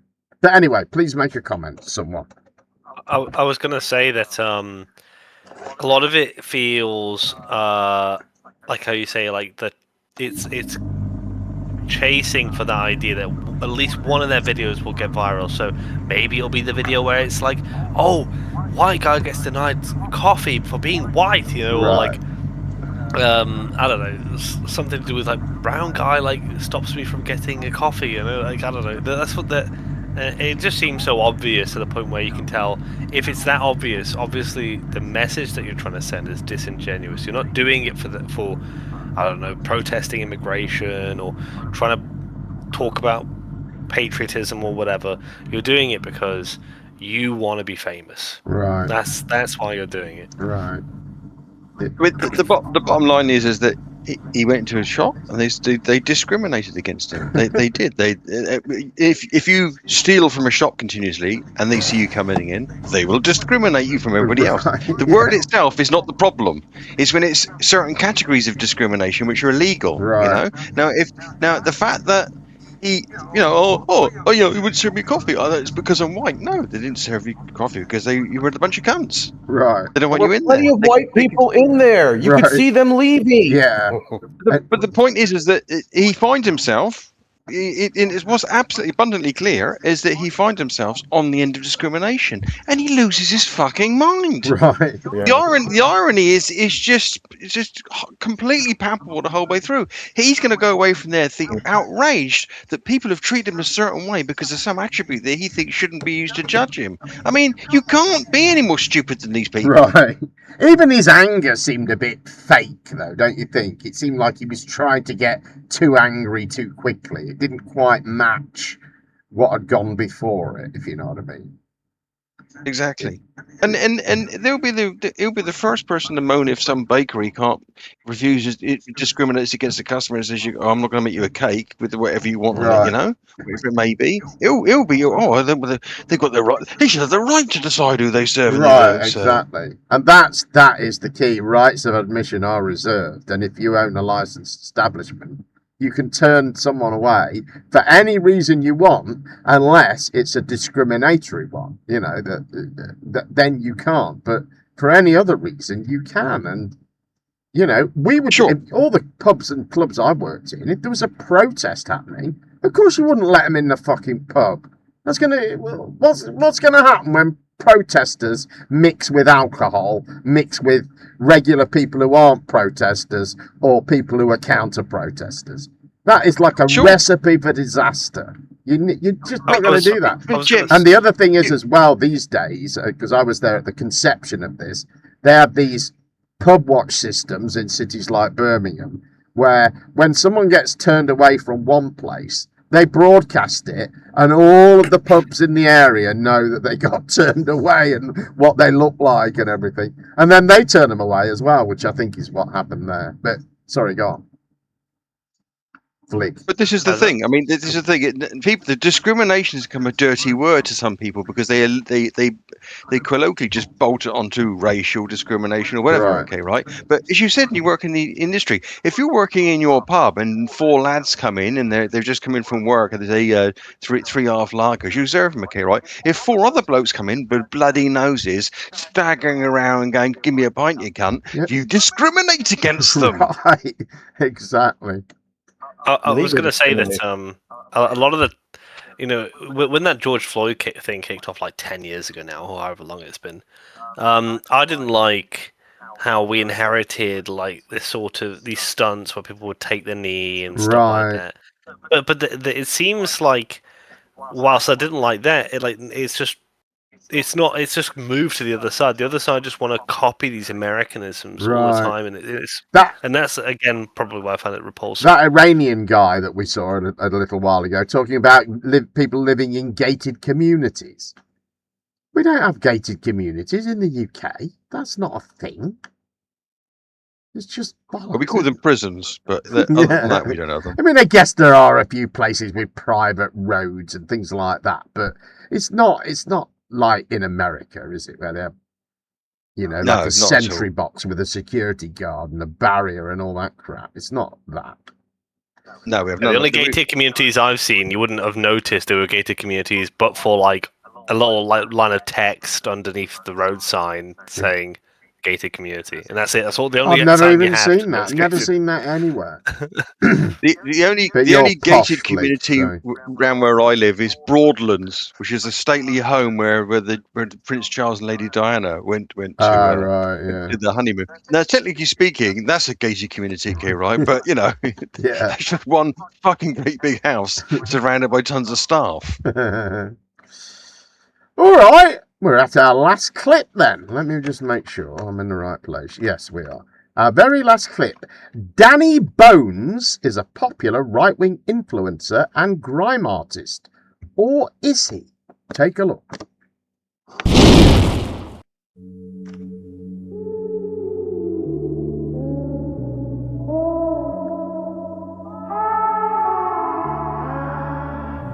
This is England. Don't ask why I'm England till I die. Stick on the telly and they're telling me it's falling. Country full of racists, fascists and they're marching. The streets are saying that it's Britain that we're mourning. Benefits are rampant, the borders are opening. Streets are boarded, the prices are soaring. Crime unreported, the crisis ignoring. The rich getting richer, the poor get extorted. I'll paint you the picture of broken, distorted England. This is England. Don't ask why I'm England till I die.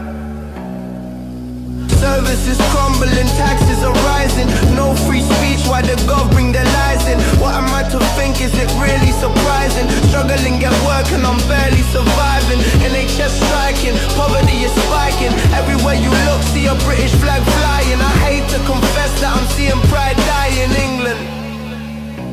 This is England. Don't ask why I'm England till I die. This is England. Don't ask why I'm England till I die. This is England. Don't ask why I'm England till I die.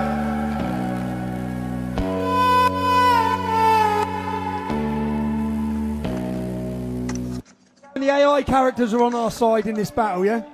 We've just seen one of the headliners at Tommy Robinson's Unite the Kingdom march, and they don't even exist. A war of propaganda, a war against the establishment, and we have to use every resource. That resource is making up a far-right influencer and musician online. Have you seen any of these AI characters that have come to fame? Have you seen any of them? Danny Bones is a hit on Spotify. He sounds pretty professional, though unfathomably, this far-right rapper takes his musical inspo from London's grime scene. It's AI Slop. Some people here love him. I've been following Danny Bones and the Node project for a while. I see all his videos. What do you think of it? I think they're brilliant. What, this is England song? Yeah, of course, I listened to it on the way here. Like, you know, it's what a beautiful song. He speaks to the heart of the people. Some people didn't even realise it was AI. And do you think it's weird that he's AI? Is he AI? He's not a real person. I don't know this yet. Danny Bones is the work of an AI music collective called the Node Project. Back in March, the Bureau revealed the Node Project were funded by Advance UK to produce political campaigning content. Tommy Robinson seems to love it. We've got a performance today by the Node Project. Sad as it is that Tommy Robinson is leaning on fake musicians for support, there are some genuinely worrying things going on here. Anyone can generate an influencer, push extremist music, and go viral. There's no accountability. We don't know who's behind it. I think they're here even though they are AI. Is that how they hear it? They can say whatever they want from behind a mask, all while being paid by a political party to produce AI slop. Good. You made it.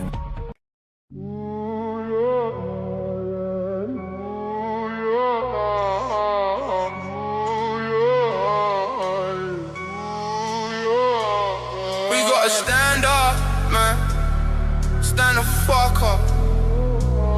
We gotta stand up, man. Man the fuck up. The man got us round with their plan, get us shut up.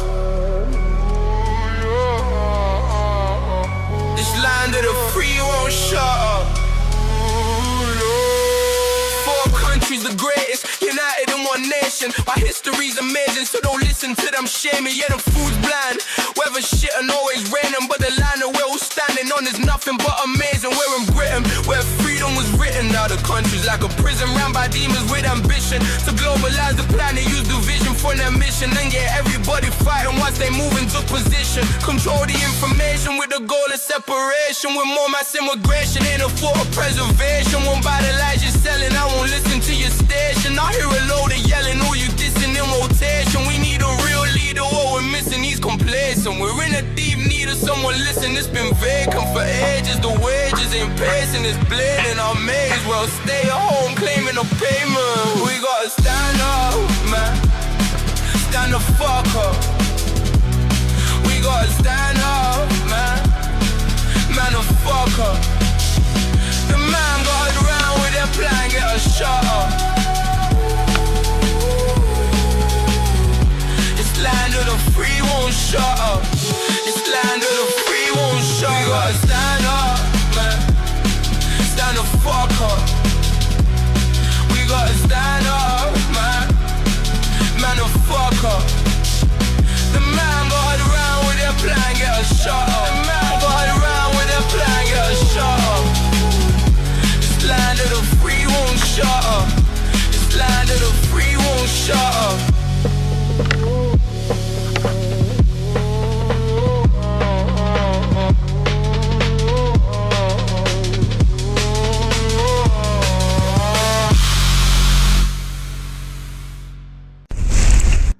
Citizen 9 says, highlight of Sunday night, Gem. Thanks. Thank you very much for that super chat, Citizen 9. Sorry it took me so long to read it out. I get distracted, easily distracted. That appeared to be a song about terrorism. Did you enjoy it? AI slop. I knew it was AI for like Not really. maybe like first few seconds in. Right. I don't know if Zant was here, he'd be saying, "Oh, actually, AI produces lots of informative content." It is scary, isn't it? It is scary. Also, Amelia who's the female character there. She is in her own right another right-wing influencer that's very popular. I think she is fit as fuck, though, isn't she, Amelia? She is a very attractive young lady. But it's odd that they've given her purple hair. That is really peculiar, isn't it? Because that's definitely a left-wing thing. Coloured hair. I mean, what scares me most about this sort of stuff is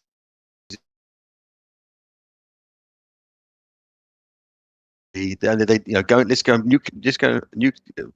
destroy the Keir Starmer-esque looking leader in his tower with a nefarious one eye using a nuke. I mean, this is fucking mental. Right. It's a video about blowing up the government, essentially, isn't it? I mean... Yeah. The opening scenes where he's on the underground and it looks like something out of Mad Max. I mean, you know, they're inferring that the very infrastructure of the country is just is going into this kind of, you know, post-apocalyptic dilapidation because, you know, there's an immigration policy they don't like. Right. They think of it as this sort of dystopian... It's like a scene out of 1984 or something. Sure. But all the while, there's a cohort of men who've got that on their stereo and they're driving around their local city, seeing what they see through their lenses, and all the time there's a voice saying "Man the fuck up." Right. Yeah. I mean, it's not. It's just depressing. Switch it off. Switch it all off. Yeah, I hear what you're saying. Yeah, get rid of the lot. But Jem, what do you think? How do you fight against this stuff? I don't know. How do you Is it? I don't know. I think AI will kill us all. I've said this multiple times on this show, and I just don't know. I don't know what you do. I think we're probably already fucked. We just haven't. Well, I think when you look at things, look at things like that, the AI might make us kill each other. Right. Exactly. That's the thing. That's the thing, isn't it? Yeah. It's so easy now. And these people are not just easily fooled, but anxious to be fooled. You know, we saw that with the Epsom thing, where they, you know, all it took was somebody posting something on social media, some drunken posting one night, and the next minute we've got mobs running through the streets attacking hotels.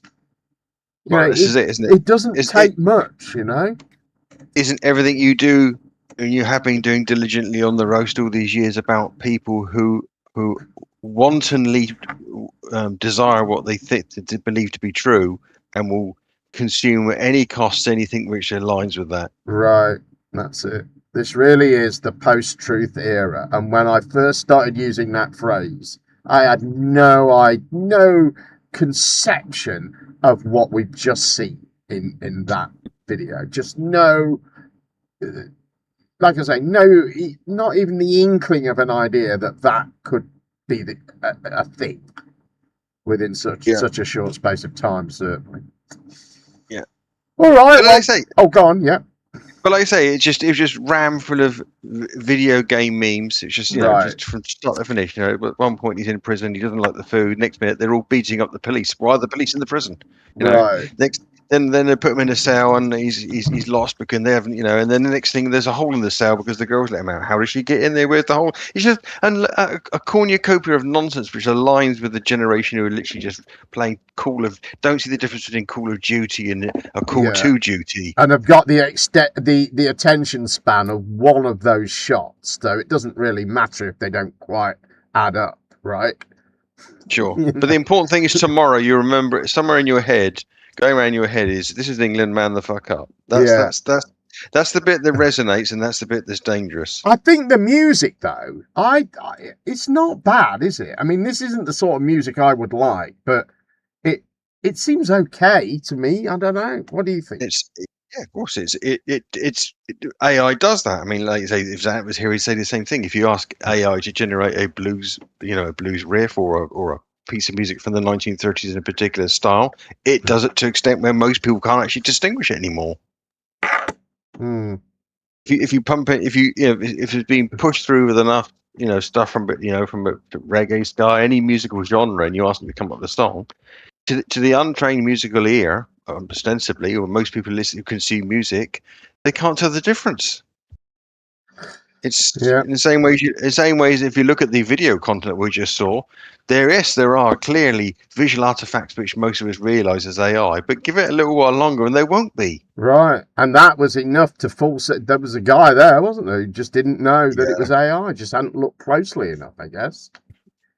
You know, it may be that he saw a video and then maybe he's heard the song more than he's seen it, perhaps. You know what I mean? But it's still carrying the message, isn't it? Even if you're not looking at it.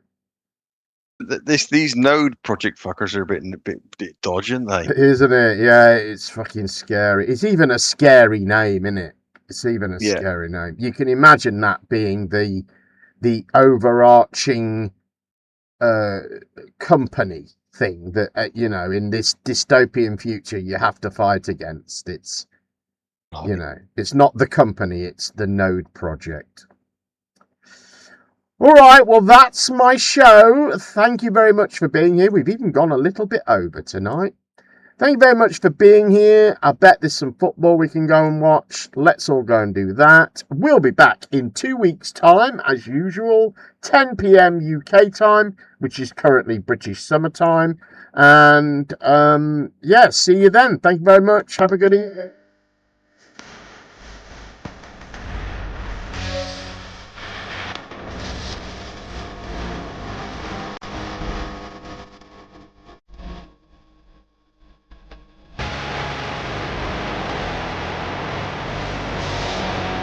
Stop talking about it and do something! Suck my big earth with that bullshit. Really?